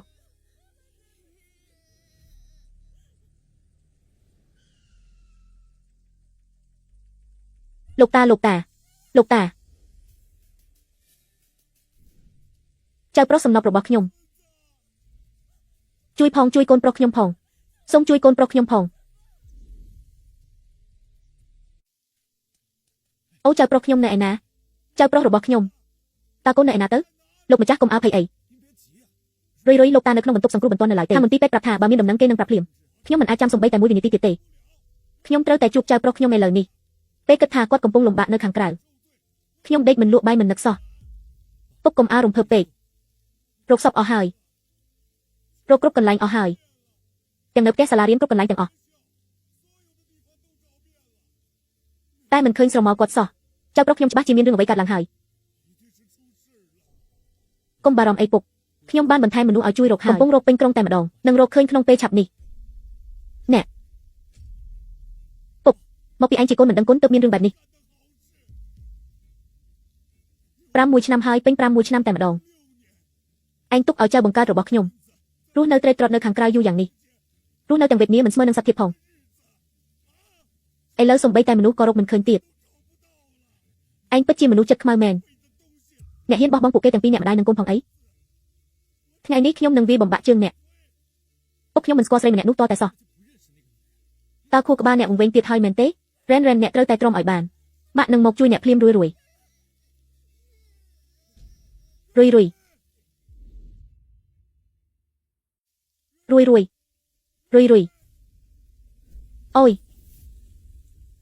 អូយរឿងសំខាន់បំផុតពេលនេះគឺត្រូវរកគាត់ឲ្យឃើញអ្នកកុំអើភ័យអីយូរជាងខ្ញុំប្រាប់អ្នកឲ្យដឹងបើថ្ងៃនេះខ្ញុំរករួយមិនឃើញទេខ្ញុំហ៊ីវនឹងចាត់ទុកថាគ្មានកូនប្រុសដូចជាអ្នកទេអ្នកចេញពីត្រកូលហ៊ីវទៅ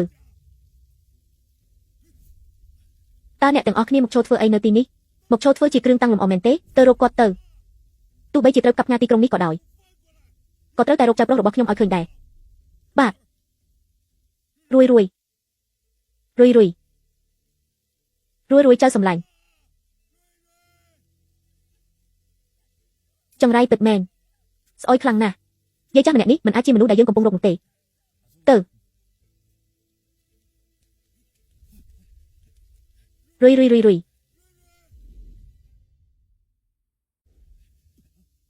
ខ្ញុំមានសម្លេងរួយហេតុអីក៏រកគាត់មិនឃើញអញ្ចឹងម៉ាក់អើយម៉ាក់អ្នកកុំយំអីអ្នកយ៉ាងម៉េចហើយតើអ្នកមានព្រិចត្រង់ណាទេម៉ាក់ខ្ញុំមិនអីទេគ្រាន់តែឈឺគូតបន្តិចបន្តួចប៉ុណ្ណោះនៅទីនេះទុនមិនអីទេ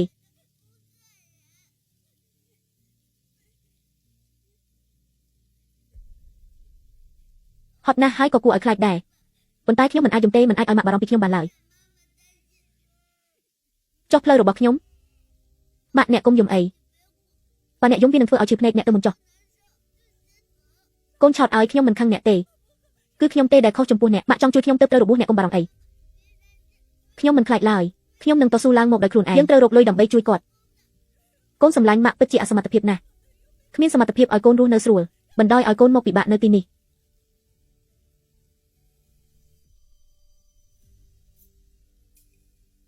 ចៅសម្លាញ់របស់យាយ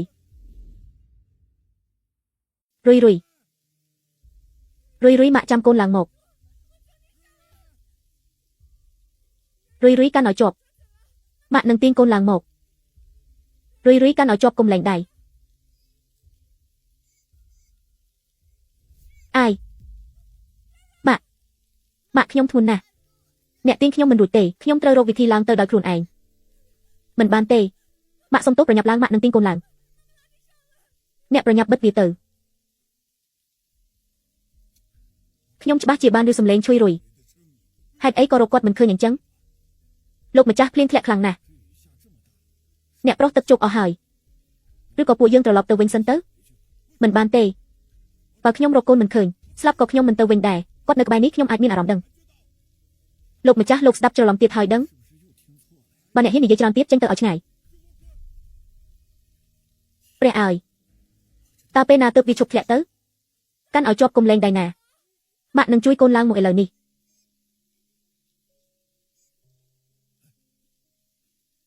គុំលែងដៃ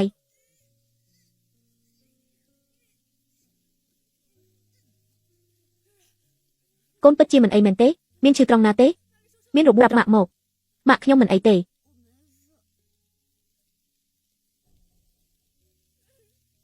កូនចេញឈាមហើយមកពីម៉ាក់មិនល្អឥឡូវម៉ាក់នាំកូនទៅមន្ទីរពេទ្យល្អទេម៉ាក់យឺមិនអីទេយឺនិយាយថាកូនប្រុសរឿងប៉ុណ្ណឹងមិនអីទេចុះម៉ាក់វិញមានរបួសទេមកពីម៉ាក់ទាំងអស់ម៉ាក់មើលមិនច្បាស់មិនមែនកំហុសម៉ាក់ទេបើមានរឿងអីកើតឡើងម៉ាក់ក៏មិនចង់រស់ដែរម៉ាក់កុំពិបាកចិត្តអីខ្ញុំនឹងខំរកលុយឲ្យម៉ាក់បានរស់នៅស្រួលមិនបាច់ពិបាកទៀតទេ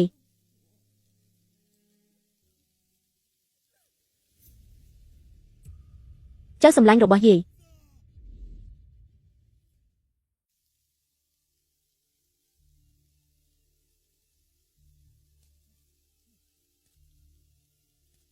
អាសត្វត្រឆានឈប់ភ្លាមមកមើលឲ្យច្បាស់ទៅមើលក្មេងដែលគ្មានឪពុកនេះពិតជាគួរឲ្យអាណិតខ្លាំងណាស់សូម្បីតែស្បែកជើងសំរុំមួយគូក៏គ្មានដែរធ្វើទៅហើយអ្វីមិនទាន់ទៅរកចៅប្រុសច្បងរបស់ខ្ញុំទៀតបើសិនជាចៅប្រុសសំណប់របស់ខ្ញុំត្រូវរងទុក្ខបែបនេះដែរសុខចិត្តសម្រាប់ខ្ញុំចោលឥឡូវនេះតែម្ដងទៅឲ្យតែគិតដល់រឿងចៅប្រុសខ្ញុំត្រូវរងទុក្ខបេះដូងរបស់ខ្ញុំគឺវាជាចាប់ខ្លាំងដូចជាត្រូវគេហែកជាបំណែកអញ្ចឹងអូយលោកម្ចាស់អ្នកប្រុសលោកម្ចាស់ហាក់ដូចជាធ្វើទុកជំងឺទៀតហើយប្រញាប់បញ្ជូនលោកម្ចាស់ទៅមន្ទីរពេទ្យសិនទៅបើនៅតែបន្តបែបនេះទៀតគាត់អាចនឹងគ្រោះថ្នាក់ដល់ជីវិតកុំអីមេផ្ទះអ្នកបញ្ជូនប៉ាខ្ញុំទៅមន្ទីរពេទ្យទៅខ្ញុំនឹងតាមទៅឲ្យទាន់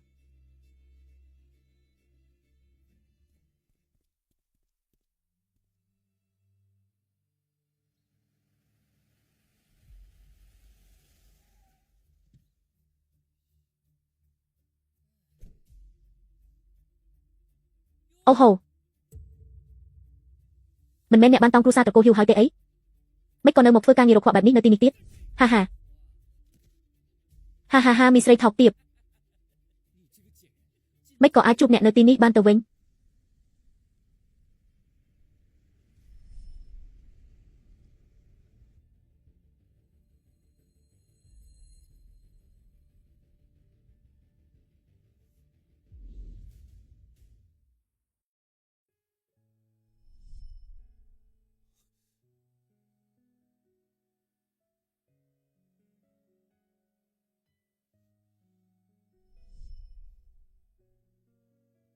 តើខ្ញុំឈួតមែនទេតើខ្ញុំកំពុងគិតស្អីហ្នឹងហេតុអ្វីបានជាតែងតែនឹកឃើញដល់គាត់ហាអ្នកក៏មានថ្ងៃនេះដែរតើមើលទៅប្រហែលជាត្រូវតកូហ៊ីវដេញក្បាលចេញមកក្រៅហើយកុំនិយាយឥតប្រយោជន៍ខ្ញុំបានស៊ើបដឹងអស់ហើយលោកម្ចាស់តកូហ៊ីវវង្វេងវង្វាន់អស់ហើយឲ្យតែឃើញក្មេងគឺរើសយកទៅផ្ទះទាំងអស់ឆ្នាំនេះគាត់រើសក្មេងចូលផ្ទះដល់ទៅ6នាក់ហើយស្មានតែខ្លួនឯងអស់ចាស់ណាស់មែនទេរួយតោះយើងទៅណែចង់ទៅមែនទេខ្ញុំមិនទាន់ឲ្យអ្នកទៅណាទេមីស្រីថោកទាបម្នាក់នេះមកពីអ្នកទាំងអស់បានជាខ្ញុំត្រូវវេទនាបែបនេះធ្វើឲ្យខ្ញុំត្រូវតកូហ៊ីវដេញចេញពីការងារឥឡូវនេះខ្ញុំគ្មានសល់អ្វីទាំងអស់មួយជីវិតរបស់ខ្ញុំត្រូវពួកអ្នកបំផ្លាញអស់ហើយគឺមកពីមីស្រីថោកទាបដូចជាអ្នកនឹងហើយមិនមែនទេបើមានរឿងអីមករកខ្ញុំមកគុំធ្វើអីកូនខ្ញុំខ្ញុំចង់ដឹងណាស់ថាក្មេងនឹងវាយ៉ាងម៉េចអាជើងល្អគ្មានឪពុក ខ្ញុំមិនឲ្យអ្នកធ្វើបាបកូនខ្ញុំដាច់ខាតកូនសំឡាញ់មីស្រីថោកទាបអ្នកហ៊ានរុញខ្ញុំផងអីអ្នកចង់មកមែនទេហ៊ានប៉ះពាល់កូនខ្ញុំនឹងសម្លាប់អ្នកចោលធីអូឈៀនសេបើអ្នកមានកំហឹងអីមករកខ្ញុំមកកុំប៉ះពាល់កូនប្រុសខ្ញុំឲ្យសោះបើហ៊ានប៉ះកូនខ្ញុំនឹងស្លាប់ទៅជាមួយអ្នកហាអ្នកគ្រាន់តែជាសម្រាមដែលគ្រូសាហ៊ីវដេញចេញប៉ុណ្ណោះកូនរបស់អ្នកគឺជាឆ្កែអនិច្ចាដែលគ្រប់គ្នាស្អប់ខ្ពើមហ៊ាននិយាយអួតអាងថានឹងស្លាប់ជាមួយខ្ញុំផងហើយសូមអង្វរកុំធ្វើបាបម៉ាក់ខ្ញុំអីខ្ញុំសូមអង្វរអ្នកទាំងអស់គ្នាចៅប្រុសសំណប់របស់ខ្ញុំឲ្យតើចៅនៅឯណាឲ្យប្រកាសទៅជីតាអ្នកម្នាក់នេះដើររកពិបាកណាស់ដឹងទេពុកកុំបារម្ភអីពួកយើងនឹងរកឃើញរួយក្នុងពេលឆាប់នេះហើយមកពីអ្នកជាសត្វត្រឆានខូចខំម្នាក់នេះឯងបើកាលនោះអ្នកមិនបោះបង់ពួកគេចោលតើពួកគេត្រូវមកពិបាកនៅខាងក្រៅបែបនេះទេខ្លាចតែជំងឺកាន់តែធ្ងន់ធ្ងរទៅទេពីមុនខ្ញុំមិនដែលស្គាល់គាត់តតែសោះតើមានរឿងអីឲ្យរន្ធត់ចិត្តម្លេះបើថ្ងៃនេះខ្ញុំរកចៅខ្ញុំមិនឃើញទេខ្ញុំនឹងកាត់ការអ្នកចោលឈប់ធ្វើជាឪពុកកូននឹងគ្នាទៀតហើយ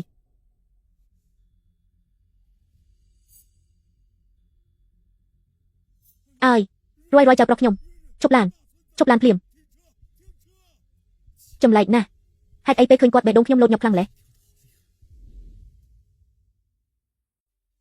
ថ្ងៃនេះខ្ញុំនឹងវាអ្នកឲ្យងាប់មីស្រីថោកទាបម៉ាក់អូយាយកូនសម្លាញ់របស់ម៉ាក់កុំបំភ័យម៉ាក់អីប្រាប់ម៉ាក់មកតើកូនប៉ះទង្គិចត្រង់ណាឈឺទេកូនម៉ាក់ខ្ញុំមិនអីទេគ្រាន់តែរៀងវិលមុខបន្តិចរ៉ែនកុំបំភ័យម៉ាក់អីរ៉ែនដឹងខ្លួនឡើងម៉ាក់ប្រាប់ឲ្យដឹងខ្លួនឡើងរួយមីស្រីថោកទាបជីវិតអ្នកដូចជាឆ្កែអញ្ចឹងតើមានរឿងអីត្រូវឆល់ឡំម្លេះមិនទាន់ងាប់ទេតើគ្រាន់តែប៉ះទង្គិចបន្តិចសោះនឹងគ្រាន់តែប៉ះទង្គិចបន្តិចមែនទេមើលចុះគាត់ហូរឈាមច្រើនប៉ុណ្ណាហើយអ្នកហ៊ាននិយាយថាគ្រាន់តែប៉ះបន្តិចផងហើយលើកនេះខ្ញុំឃើញថាអ្នកពិតជាប្រែប្រួលមែនថ្ងៃនេះខ្ញុំនឹងចាត់ការអ្នកឲ្យខានតែបានឈប់ភ្លាម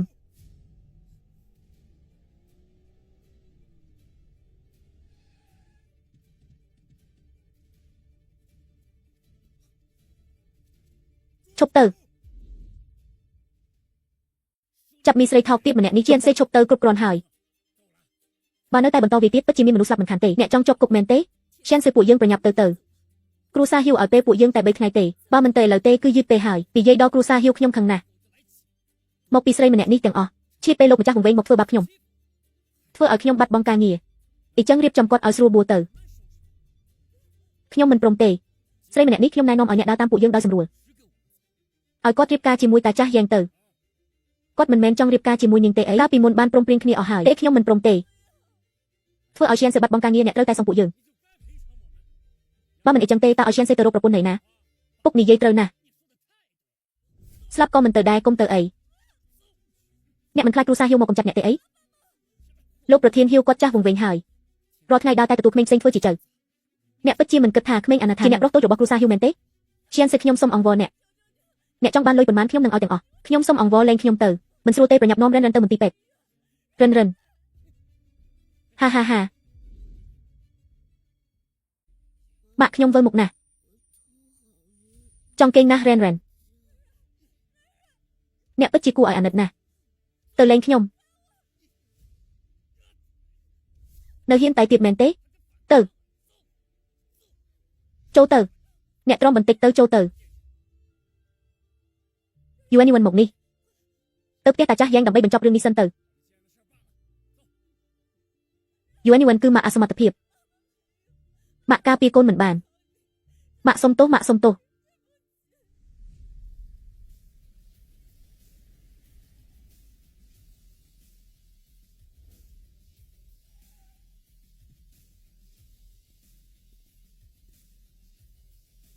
ភូមិធំ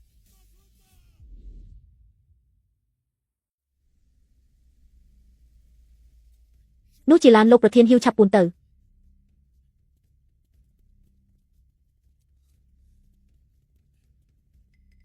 ចៅរបស់ខ្ញុំនៅឯណាខ្ញុំច្បាស់ជាឃើញគាត់នៅទីនេះតើលោកម្ចាស់លោកមើលច្រឡំដឹងនៅឆ្ងាយបែបនេះមើលច្បាស់បានយ៉ាងម៉េចកុំនិយាយផ្ដេសផ្ដាសខ្ញុំមើលឃើញច្បាស់ណាស់ឬមួយក៏មិញនេះ ខ្ញុំភ័ន្តភាំងស្មារតីទេដឹងពុកខ្ញុំនឹងឲ្យគេទៅមើលមាត់អណ្ដូងភ្លាមថ្ងៃនេះមិនថាមានរឿងអ្វីក៏ត្រូវតែរករយឲ្យឃើញដែរ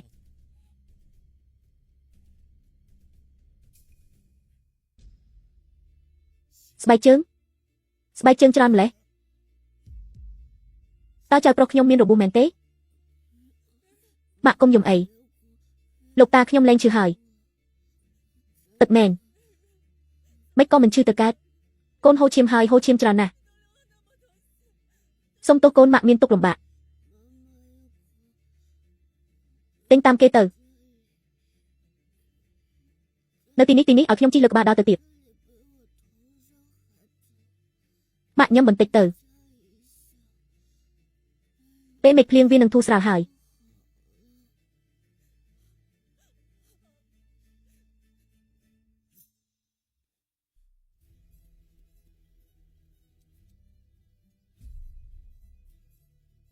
លោកតាដែលចិត្តល្អជួយខ្ញុំផងលោកតាចៅប្រុសរបស់ខ្ញុំលោកតាដែលចិត្តល្អជួយខ្ញុំផងលោកតាចៅប្រុសរបស់ខ្ញុំ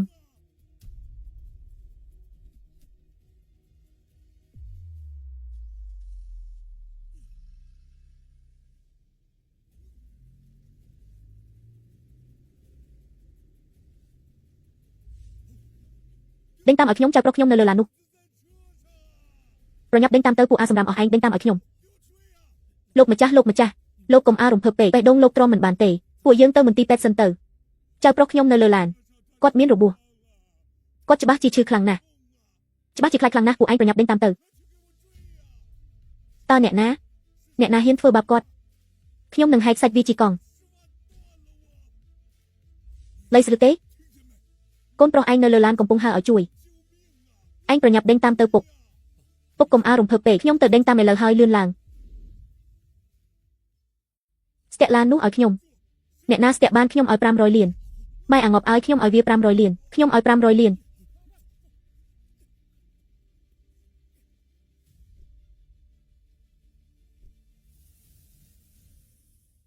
ម៉ាក់ខ្ញុំងុយគេងណាស់ខ្ញុំបើកភ្នែកមិនរួចទេកូនកុំគេងអីមើលមុខម៉ាក់កូនដាច់ខាតកុំគេងឲ្យសោះម៉ាក់នឹងនាំកូនទៅមន្ទីរពេទ្យភ្លាមឬទេជាវឈានសិខ្ញុំសំភារអង្វរអ្នកហើយជួយនាំកូនប្រុសខ្ញុំទៅមន្ទីរពេទ្យផងគាត់មិនរួចខ្លួនទេតើអ្នកចង់បានអ្វីជីវិតខ្ញុំឲ្យអ្នកទាំងអស់បានទេខ្ញុំសូមអង្វរអ្នកទើបតែដឹងឥឡូវនឹងកូនកំសត់ម៉ាក់សុំទោសមកពីម៉ាក់ទាំងអស់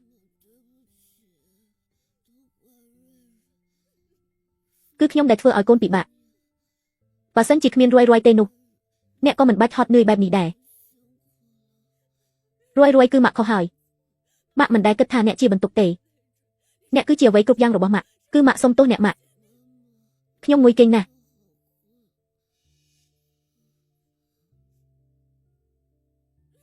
កូនសម្លាញ់អ្នកកុំគេងអីអ្នកបើកភ្នែកមើលម៉ាក់មកម៉ាក់សុំអង្វរអ្នករួន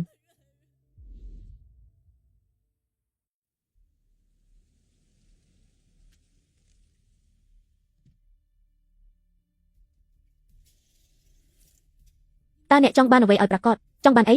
គឺបញ្ជូនអ្នកទៅសោយសុខនឹងណាតាចាងប្រហែលជាកំពុងទន្ទឹងរង់ចាំហើយអ្នកជាស្រីចង្រៃម្នាក់បានរៀបការជាមួយគាត់គឺជាសំណាងដែលអ្នករកមិនបានឡើយបើគុំតែមានអ្នកតើយើងចាំបាច់ចាក់ចេញពីក្រុងយ៉ាងទេហើយទៅសុំទាននៅបរទេសមែនទេត្រូវហើយអ្នកត្រូវតែសងយើងវិញបញ្ជូនកូនខ្ញុំទៅមន្ទីរពេទ្យសិនបានទេខ្ញុំសូមអង្វរអ្នកទាំងអស់គ្នាគាត់នៅក្មេងណាស់គាត់មិនដឹងអីទេកុំមកចង់បានមុខមាត់ពេកឲ្យតែអ្នកបញ្ជូនគាត់ទៅមន្ទីរពេទ្យអ្នកចង់បានអីក៏ខ្ញុំព្រមដែរទៅមន្ទីរពេទ្យទៅចាំបានលុយសិនចង់ទៅមន្ទីរពេទ្យណាក៏បានដែរ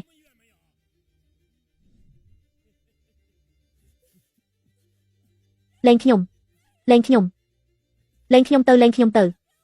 ឲ្យខ្ញុំនាំគាត់ទៅមន្ទីរពេទ្យទៅអូថាកែចាងហានេះលុយចាប់ពីពេលនេះទៅគាត់ជារបស់ខ្ញុំ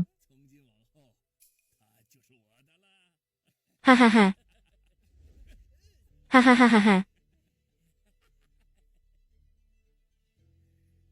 មិនអន់ទេមើលទៅស្អាតជាងក្នុងរូបថតទៀត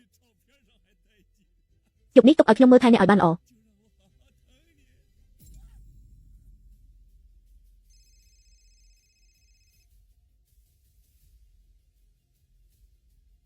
អ្នកប្រុសខ្ញុំស៊ើបដឹងច្បាស់ហើយ ពួកជាឈានសបាននាំកញ្ញាជាទៅផ្ទះយ៉ាងចិនមិនហើយល្អខ្ញុំនឹងទៅទីនោះភ្លាមហាហាហាហាហាសំឡាញ់នៅជាមួយខ្ញុំធានាថាអ្នកនឹងរស់នៅស្រួលខ្ញុំកំពុងរងចាំក្រុមហ៊ុនតាក់ទងជាមួយទំនិញពិតប្រាកដចង់ឡើងឋានសួគ៌តែមួយជំហានយកទេអូយកុំមកប៉ះខ្ញុំនៅតែជាស្រីឆ្នះម្ទេសហិតទៀតខ្ញុំចូលចិត្តអ្នកដែលមានចរិតបែបហ្នឹងមានភាពក្លាហានជាងពួកស្រីដូចត្រីងប់ទាំងនោះឆ្នៃណាស់ក្រៅពីខ្លួនខ្ញុំនឹងឲ្យអ្នកគ្រប់យ៉ាងទាំងលុយកាក់ផ្ទះសម្បែងនឹងខ្លាចជាបាល់ឪពុកស្លាប់ហើយរបស់អ្នកតែមួយម៉ាត់គត់ចង់រកមកមែនទេមើលចុះហ៊ាននិយាយជាមួយលោកយ៉ាងបែបហ្នឹងផងមើលចុះលឿនឡើងកុំមកទៅផ្លូវខ្ញុំធ្វើខ្លួនឯង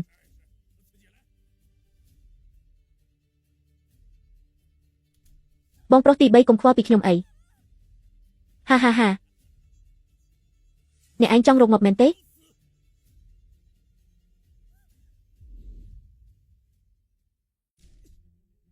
យ៉ាងឈិនមិនចង់មកមែនទេម្នាក់នោះបាត់មុខច្រើនថ្ងៃហើយមិនទាន់ឃើញមកវិញទេខ្ញុំក៏មិនដឹងថាគាត់នៅឯណាដែរអ្នកបើមានការអីទៅរកគាត់ទៅកុំមករកខ្ញុំមិនមែនជាប្រពន្ធគាត់ទេ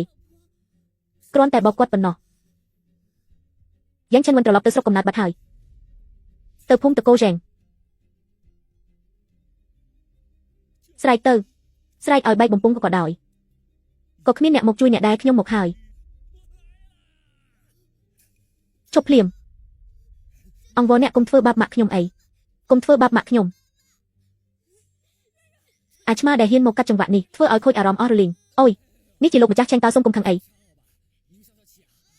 អាសត្វឥតខាន់ស្លានេះខ្ញុំត្រូវតែដេញវាចេញអាទុចនេះមិនដឹងជារត់ចេញមកតាមណាទេស្រាប់តែដឹងខ្លួនឡើងមកតែម្ដងកុំខ្លាចអីអ្នកជាអ្នកណាខ្ញុំនឹងនាំអាម្នាក់នេះចេញទៅឥឡូវនេះហើយបាទអង្វរអ្នកទាំងអស់គ្នាកុំធ្វើបាបម៉ាក់ខ្ញុំអីបើតាខ្ញុំដឹងថាអ្នកឯងធ្វើបាបខ្ញុំគាត់ច្បាស់ជាមិនលើកលែងឲ្យអ្នកទាំងអស់គ្នាឡើយលោកតាមកតើអ្នកមានទំនាក់ទំនងអ្វីជាមួយខ្ញុំ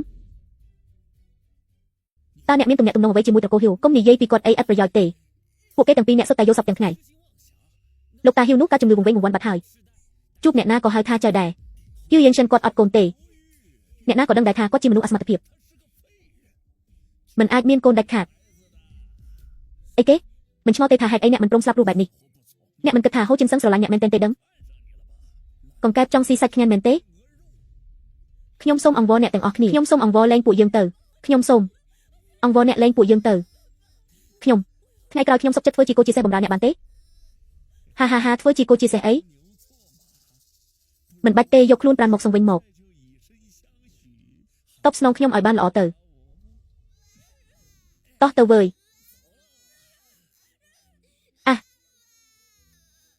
ហាហាហាហាហា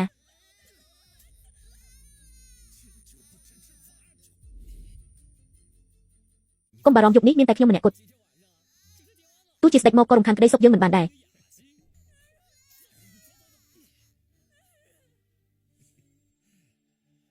ស្រីស្អាតឥឡូវសល់តែយើងពីរនាក់ទេអាហាហាហា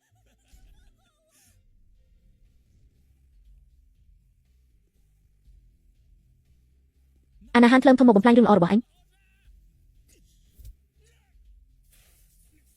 ចង់ងាប់មែនទេ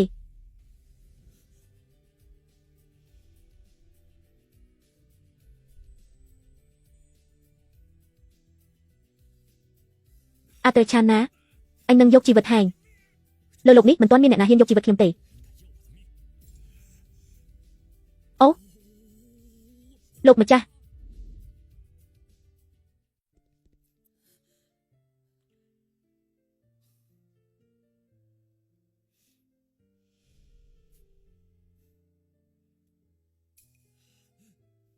កុំខ្លាចអីខ្ញុំមកហើយលើកលែងទោសឲ្យខ្ញុំផងខ្ញុំសុំតែញាប់ខ្ញុំវាភ្នែកខ្វាក់ខ្ញុំពិតជាមិនដឹងថាគាត់ជាមនុស្សរបស់អ្នកទេសូមលើកលែងទោសឲ្យខ្ញុំផងលោកម្ចាស់លើកលែងទោសឲ្យខ្ញុំផងលោកហូខ្ញុំសូមអង្វរអ្នកសូមជួយកូនប្រុសខ្ញុំផងគេត្រូវបានឈៀវធានស៊ឺចាប់ខ្លួនទៅហើយជួយគេផងបេះដូងខ្ញុំហេតុអីក៏លោតញាប់ម្លេះកុំបារម្ភខ្ញុំនឹងនាំអ្នកទៅរកគេភ្លាម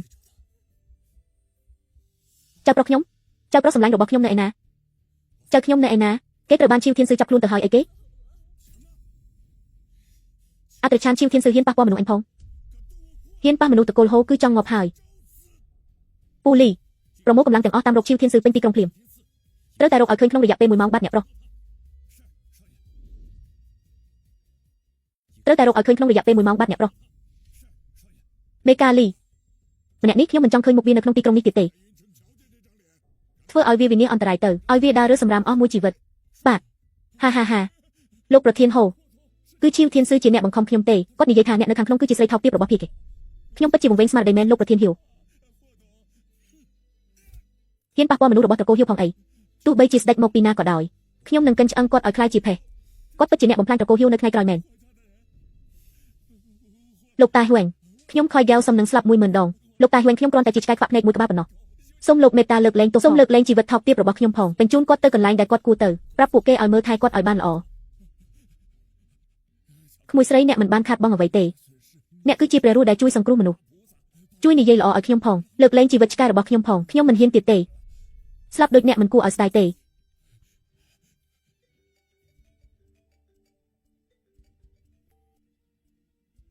ស្អីគេ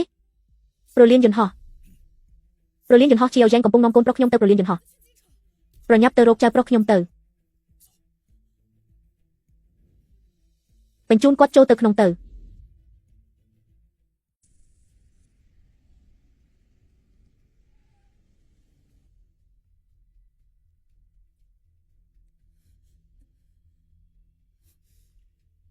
រនរបស់ម៉ាក់បិទច្រកចេញទាំងអស់ទោះបីជាត្រូវរុះរើចំណត់ឡាននេះក៏ដោយក៏ត្រូវតែរករនឲ្យឃើញដែរបាទក្បាលរបស់រនរងរបួសហូរឈាមច្រើនណាស់បើគាត់មិនទៅមន្ទីរពេទ្យគាត់នឹងស្លាប់មិនខានសន្សឹមមិនបានទេបើមិនទៅឥឡូវគាត់នឹងស្លាប់ហើយរ៉ែន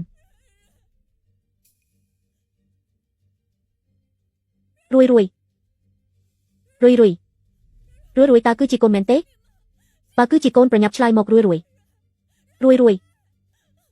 ខ្ញុំជាម្ដាយប្រភេទណាទៅសូម្បីតែកូនប្រុសខ្លួនឯងក៏ខ្ញុំការពារមិនបានខ្ញុំពិតជាមនុស្សឥតប្រយោជន៍មែនកុំខ្លាចអីមានខ្ញុំនៅទីនេះហើយ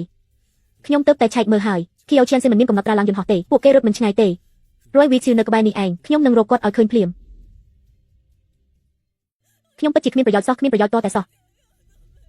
ទាំងអស់នេះគឺជាកំហុសរបស់ខ្ញុំអូយ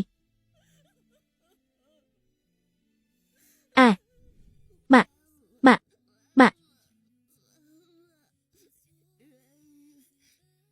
ប៉ុន្តែគាត់ចិត្តមិនរួចខ្លួនហើយ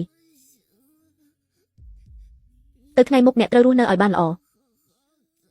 កុំយំទៀតអីឲ្យតែអ្នកយំពេលដងខ្ញុំឈឺណាស់ជាតិក្រោយខ្ញុំមិនធ្វើជាកូនរបស់អ្នកទៀតទេមានតែធ្វើឲ្យអ្នកពិបាកតាមក្រោយជាតិក្រោយខ្ញុំនឹងធ្វើជាបងប្រុសរបស់អ្នកនឹងធំធាត់ខ្ពស់ស្រឡះដើម្បីអាចការពារអ្នកបានម៉ាក់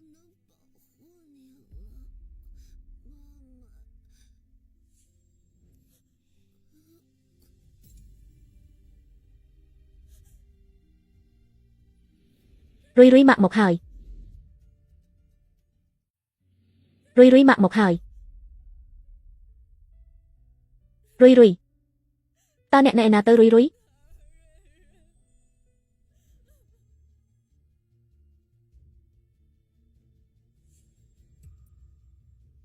អូយរកឃើញហើយក្មេងនៅទីនេះរ៉ាន់ប្រយ័ត្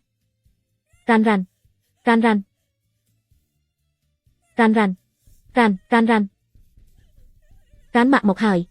ម៉ាក់មកជួយអ្នកហើយ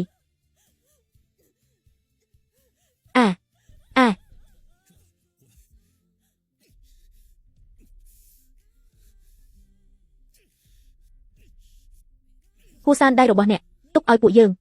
ថយចេញទៅ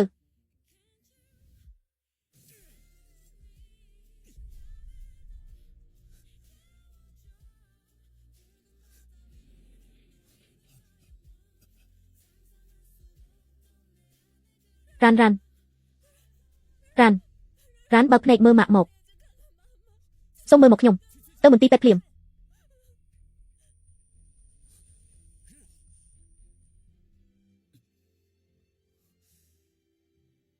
ទោះបីជាមានអារម្មណ៍ថាក៏គ្មានអ្វីមិនល្អដែរ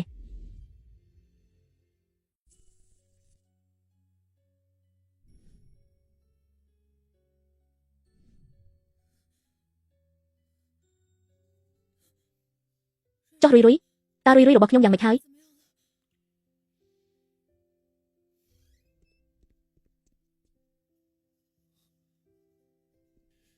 បាត់បង់ឈាមច្រើនពេកហើយគាត់មានប្រភេទឈាមកុំរ negative ខ្លាំងឈាមអស់ហើយបើមិនទាន់បញ្ចូលឈាមទេគឺប្រភេទឈាមឬ negative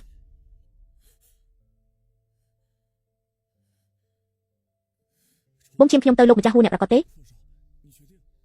ខ្ញុំមានឈាមប្រភេទហ្នឹងរៀបចំបងឈាមភ្លាមទៅហេតុអ្វីបានជារុយមានប្រភេទឈាមដូចខ្ញុំអញ្ចឹងតើលើលោកនេះមានរឿងចៃដន្យបែបនេះមែនទេល្អណាស់លោកម្ចាស់ហួរអញ្ជើញតាមផ្លូវនេះ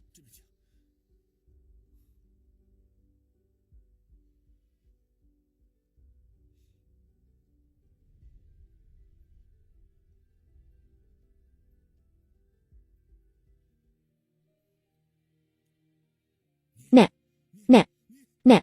ខ្ញុំនាំអាម្នាក់នេះទៅរ៉េនគឺជាចៅបង្កើតរបស់ខ្ញុំគាត់គឺជាឈាមជ័រតែមួយគត់របស់ត្រកូលហ៊ូយើងបើគាត់មានរឿងអីកើតឡើងខ្ញុំមិនលើកលែងឲ្យអ្នកដាច់ខាតពុកនិយាយតិចទៅកុំឲ្យអ្នកក្រៅគេសើចចំអកអាម្នាក់នេះពិតជាមិនបានការមែនកាលនោះបើអ្នកចេះទទួលខុសត្រូវខ្លះតើចៅខ្ញុំត្រូវរងទុក្ខបែបនេះទេពុកពួកខ្ញុំមិនដែលស្គាល់គ្នាពីមុនមកទេអ្នកនៅតែហ៊ានកុហកទៀតខ្ញុំមិនខ្វល់ទេអ្នកត្រូវតែរៀបការជាមួយគាត់ដើម្បីផ្ដល់ភាពយុត្តិធម៌ឲ្យម្ដាយកូនគេឈាមជ័រត្រកូលហ៊ូមិនអាចទុកឲ្យនៅខាងក្រៅបានទេចាស់លោកហ៊ូតើរុយពិតជាកូនប្រុសរបស់អ្នកមែនទេរុយគឺជាកូនដែលអ្នកបង្កើតតើមែនឬមិនមែនអ្នកច្បាស់ជាងខ្ញុំទៅទៀតខ្ញុំមិនដឹងទេស្រាប់តែខ្ញុំមានផ្ទៃពោះដោយមិនដឹងខ្លួនខ្ញុំក៏មិនដឹងថារុយជាកូនអ្នកណាដែរអ្នកវង្វេងជាងពុកខ្ញុំទៅទៀតខ្ញុំមិនបានវង្វេងទេខ្ញុំមានភស្តុតាងខ្ញុំបានធ្វើតេស្តណារួចហើយរុយម្នាក់នេះគាត់គឺជាចៅប្រុសរបស់ហ៊ូសានជាងខ្ញុំលោកម្ចាស់លោកមិនបានធ្វើតេស្តខ្លាំងៗដើម្បីចង់បានចៅទេដឹងលោកឯងនេះអ្នកច្រណែនដែលខ្ញុំមានចៅមែនទេក្រុមឈាមរបស់រុយដូចខ្ញុំបេះបិទតើលើលោកនេះមានរឿងចៃដន្យបែបនេះមែនទេរៀបចំធ្វើតេស្តណាឥឡូវនេះភ្លាម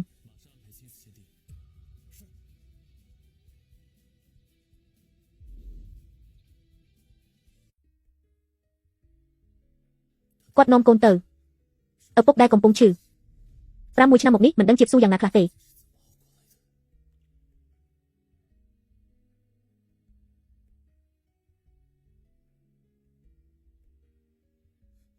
ន្សឹមគ្រូពេទ្យថារុយមិនអីទេអ្នកសម្រាប់ពី3ថ្ងៃទៅនឹងធូរស្រាលហើយ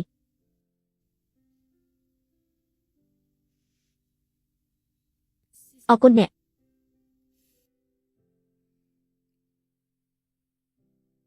ពួកយើងរៀបការទៅអីគេខ្ញុំនិយាយថាពួកយើងរៀបការទៅធ្វើបែបនេះចំពោះអ្នកសម្រាប់កូននឹងគ្រប់គ្នាគឺជាជម្រើសដ៏ល្អបំផុតជាជម្រើសដ៏ល្អបំផុតអ្នកកំពុងធ្វើតាមបញ្ជារបស់ប៉ាអ្នកមែនទេចង់ប្រើអាពាហ៍ពិពាហ៍ដើម្បីបិទមាត់គាត់មែនទេខ្ញុំមិនមែនមានន័យបែបហ្នឹងទេចុះអ្នកមានន័យថាម៉េចឬក៏ឃើញខ្ញុំគួរឲ្យអាណិតដែលមានកូនហើយគ្មានផ្លូវទៅមែនទេគឺជិនសិនខ្ញុំប្រាប់អ្នកឲ្យដឹង6 ឆ្នាំនេះទោះលំបាកយ៉ាងណាក៏ខ្ញុំអាចទ្រាំបានដែរខ្ញុំមិនត្រូវការក្តីអាណិតពីអ្នកទេហើយខ្ញុំក៏រឹតតែមិនត្រូវការចងចាំដែលអ្នកផ្ដល់ឲ្យដូចជាការដាក់ទានដែរអ្នកទៅវិញទៅខ្ញុំមិនចង់ឃើញមុខអ្នកទេខ្ញុំមិនចង់ឃើញមុខអ្នកទេខ្ញុំមិនដឹងថាហេតុអ្វីទេខ្ញុំគ្រាន់តែចង់ផ្ដល់ផ្ទះមួយឲ្យអ្នកឲ្យរុយផ្ទះដែលពោពេញដោយក្តីស្រឡាញ់ផ្ទះដែលពោពេញដោយភាពផ្អែមល្ហែម6 ឆ្នាំនេះខ្ញុំដឹងថាអ្នកលំបាកខ្លាំងណាស់ដូច្នេះខ្ញុំសង្ឃឹមថាខ្ញុំអាចក្លាយជាទីពឹងរបស់អ្នក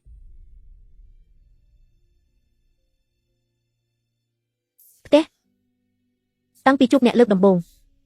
ខ្ញុំក៏ស្រឡាញ់អ្នកបាត់ទៅហើយខ្ញុំចង់ការពារអ្នកការពាររុយខ្ញុំគ្រាន់តែសង្ឃឹមថាអាចផ្ដល់គ្រួសារដ៏ពេញលេញមួយឲ្យអ្នកប្រសិនបើអ្នកធ្វើបែបនេះដើម្បីឲ្យលោកប៉ារបស់ខ្ញុំសប្បាយចិត្តទើបរៀបការជាមួយខ្ញុំនឹងមានអារម្មណ៍ថា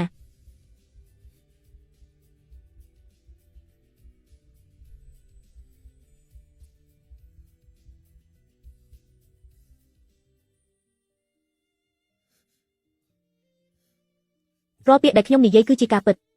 ខ្ញុំមិនបាច់ធ្វើឲ្យអ្នកណាមានសេចក្តីសុខទេខ្ញុំគ្រាន់តែចង់ឲ្យពួកយើងបាននៅជាមួយគ្នា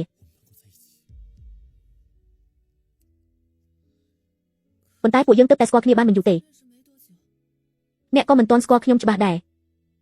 ការស្វែងយល់ពីមនុស្សម្នាក់ត្រូវប្រើពេលប៉ុន្តែខ្ញុំជឿថាពួកយើងអាចប្រើពេលពេញមួយជីវិតដើម្បីស្វែងយល់ពីគ្នាទៅវិញទៅមកអ្វីដែលសំខាន់បំផុតនោះគឺខ្ញុំយល់ពីចិត្តខ្លួនឯងច្បាស់កុំគិតច្រើនអីផ្ដល់ឱកាសឲ្យខ្ញុំផង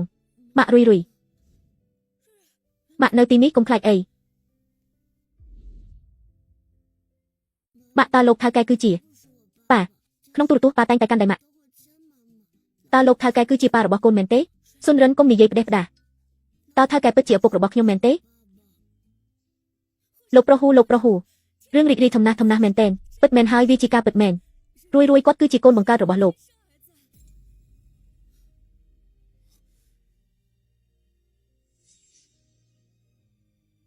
រួយពិតជាកូនប្រុសរបស់អ្នកមែនលើកនេះលោកម្ចាស់មិនបានភ័ន្តច្រឡំទេហាអូយអាល្អិតនេះលើកនេះជឿហើយមែនទេខ្ញុំធ្លាប់និយាយហើយថាចៅរបស់គូចិនធីងទូខ្លាចជាភេទក៏ខ្ញុំនៅតែចំណាំបានដែរនៅឆ្លៀតមកដាក់ទំនាយខ្ញុំថាចាំដល់ពេលខ្ញុំវង្វេងសិនទៅលោកតាអូយចៅសម្លាញ់របស់ខ្ញុំមកអូយម្ចាស់ថ្លៃបេះដូងរបស់ខ្ញុំឲ្យរួយគឺជាកូនប្រុសរបស់ខ្ញុំហ៊ូជាមិនសឹងទីបំផុតមានកូនប្រុសហើយរួយអ្នកកុំបារម្ភអីទៅថ្ងៃមុខខ្ញុំនឹងធ្វើជាឪពុកដ៏ល្អម្នាក់តើយើងធ្លាប់ជួបគ្នាពីមុនមកទេអត់ទេខ្ញុំមិនស្គាល់អ្នកតតែសោះខ្ញុំគ្រាន់តែចាំថាកាលពី6 ឆ្នាំមុនខ្ញុំនៅម្នាក់ឯងក្នុងអាងហែទឹកហើយក៏មានរួយមក6 ឆ្នាំមុនខ្ញុំចាំថាពេលនោះខ្ញុំពិតជាមិនល្អសោះបានទុកសំណាក់មួយនៅក្នុងអាងហែទឹកវាពិតជាឈួតឡប់ណាស់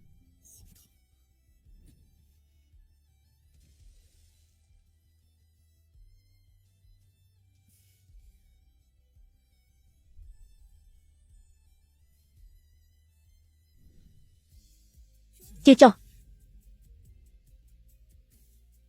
កាលនោះខ្ញុំគិតថាអ្នកស្អាតខ្លាំងណាស់ប៉ុន្តែពេលនោះអារម្មណ៍ខ្ញុំពិតជាមិនល្អសោះមិននឹកស្មានថាយើងនឹងមានដំណឹងបែបនេះសោះអញ្ចឹងមានន័យថាសំណាក់មួយនោះជារបស់អ្នកមែនទេសុំទោសផងអូយលោកប្រុសនេះហើយគឺជាព្រហ្មលិខិតវាជាការកំណត់របស់មេឃហាល្អណាស់ខ្ញុំមានប៉ាហើយ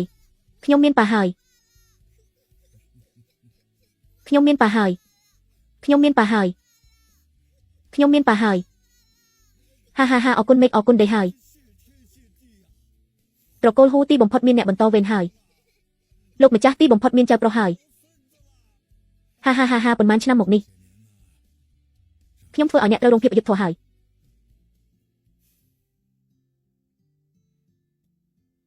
មិនឆ្ងល់ទេដែលខ្ញុំមើលទៅអ្នកដូចជាធ្លាប់ស្គាល់ពីមុនមកតាមពិតពួកយើងធ្លាប់ជួបគ្នាពីមុនមកសោះ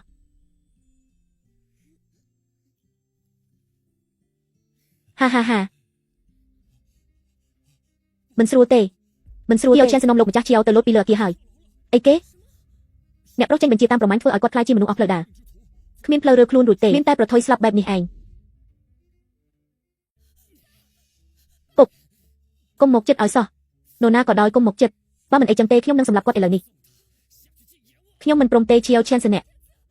លេងគាត់ទៅខ្ញុំសូមអង្វរលេងគាត់ទៅអ្នកចង់បានអីក៏ខ្ញុំឲ្យដែររៀបចំលុយសឹក100 លានឲ្យខ្ញុំយន្តហោះឯកជនមួយដែលមានសាំងពេញភ្លាមខ្ញុំគ្មានលុយទេខ្ញុំមានលុយច្រើនពីណាមកអ្នកក៏ដឹងដែរកុំមកសម្ដែងខ្ញុំល្អហើយជាវឈានរិនស្រីថោកទាបអញពិតជាសំណាងល្អណាស់ហ៊ានទាំងបង្កើតកូនឲ្យគ្រួសារហ៊ីវទាបរ៉េនកុំខ្វល់ពីពុកអីពុករស់នៅឆ្អែតហើយកុំអង្វរសັບត្រឆានម្នាក់នេះអីកុំនិយាយច្រើនបើនៅតែនិយាយទៀតខ្ញុំនឹងសម្លាប់ឯងមុនគេលេងគាត់ទៅលុយ100 លានខ្ញុំនឹងឲ្យអ្នកហាលេងគាត់អីចឹងហើយអ្នកគិតថាខ្ញុំល្ងងមែនទេបើលេងគាត់តើនរណានឹងធ្វើជាចំណាប់ខ្មាំងឲ្យខ្ញុំនឹងធ្វើជំនួសមិនបានទេកុំអីកុំបារម្ភអីខ្ញុំមិនអីទេប្រញាប់ឡើងទៅរៀបចំឲ្យហើយទៅខ្ញុំនឹងរៀបចំភ្លាមប៉ុន្តែចំណាប់ខ្មាំងត្រូវតែជាខ្ញុំ ប៉ុន្តែចំណាប់ខ្មាំងត្រូវតែជាខ្ញុំមិនបានទេប្រយ័ត្នផងគាត់ជាមនុស្សឈួតអ្នកនឹងគ្រោះថ្នាក់ដល់ជីវិតមិនអីទេខ្ញុំមិនអីទេពិតជាគួរឲ្យចង់សងសឹកមែនហាហាហាអ្នកពិតជាមនុស្សមុខងល់នឹងស្នេហាមែនដើម្បីស្រីថោកទាបម្នាក់នេះនឹងឪពុកចិត្តងាប់របស់នាងសំបីតែជីវិតក៏មិនស្ដាយដែរខ្ញុំនឹងសម្រេចបំណងឲ្យអ្នកឯងដើរមកនេះមកអូយ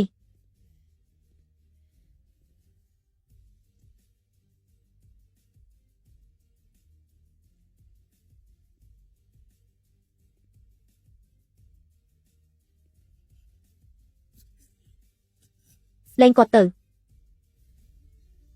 បានតើបើអញដើរមកនេះខ្ញុំនឹងលែងគាត់មកនេះមក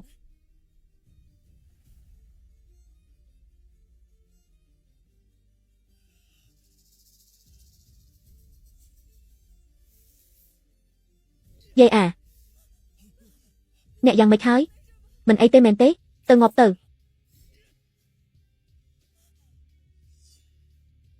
អ្នក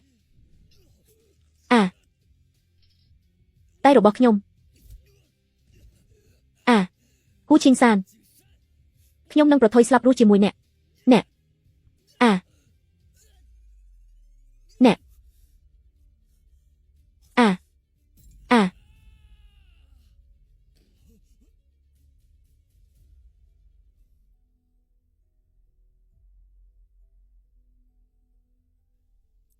មិនអីទេលោកម្ចាស់អឺសាន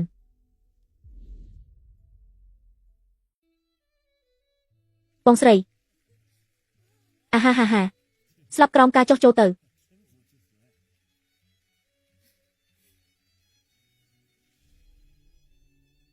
៉ាន់ពិតជាឆ្លងផុតទុក្ខលំបាកហើយលោកប្រុសហូឲ្យកូនប្រុសខ្ញុំចូលធ្វើការនៅក្រុមហ៊ុនហូហើយសំណាងនេះគឺបានមកពីអ្នកទាំងអស់រ៉ាន់ពូជូនពូអ្នកនឹងលោកប្រុសហូឲ្យឆាប់មានកូនអូមិនមែនទេគឺឲ្យពូមានកូនម្នាក់ទៀតហាហាហាអរគុណអ្នកមីងទី2និងពូយ៉ាងកន្លងមកអរគុណអ្នកទាំងពីរខ្លាំងណាស់មិនអីទេរឿងមិនល្អកន្លងផុតអស់ហើយ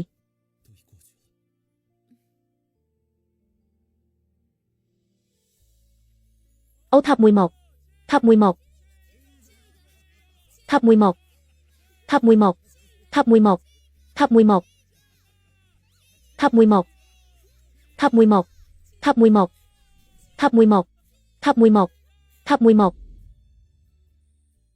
សូមសួរមួយបងប្អូនទាំងអស់គ្នាបើសិនជារយៈពេលមួយអាទិត្យតែអាចស្រកបានពី3ទៅ4គីឡូតើបងប្អូនទាំងអស់គ្នាសប្បាយចិត្តអត់ហើយបើនិយាយពីរឿងឡើងគីឡូវិញញ៉ាំតិចតិចក៏ឡើងគីឡូដែរតែបើចង់ឲ្យស្រកគីឡូវិញមែនតម្រាំបានមួយខាំពីរខាំនិយាយពីថាយូរតែឥឡូវលែងតឹងធុងទៀតហើយដោយសារតែបានជប់របស់ប៉ិតតែបងប្អូនបងប្អូនញ៉ាំជាមួយនឹងវីតាមីនសមក់ស៊ូជីមកកំប៉ុងហ្នឹងស្រកពី5គីឡូទៅដល់6គីឡូមកហើយមិនដែលជប់ទេបងប្អូនហើយវីតាមីនសមក់អីញ៉ាំទៅស្រកលឿនហើយអត់ធ្វើទុកអត់រាករូសអត់ចាំបាច់តមហាអត់ចាំបាច់ហាត់ប្រាណស្រកគីឡូដោយសុវត្ថិភាពបងប្អូនដែលកំពុងតែកៀងគីឡូអាចសាកញ៉ាំជាមួយនឹងវីតាមីនសមក់ស៊ូជីបានបងប្អូនទាំងអស់គ្នាជាផលិតផលដែលមានគុណភាពនិងស្តង់ដារនិងប្រសិទ្ធភាពពិតៗតែម្ដងហើយបងប្អូនទាំងអស់គ្នាអាចរកទិញបាន25ខេត្តក្រុង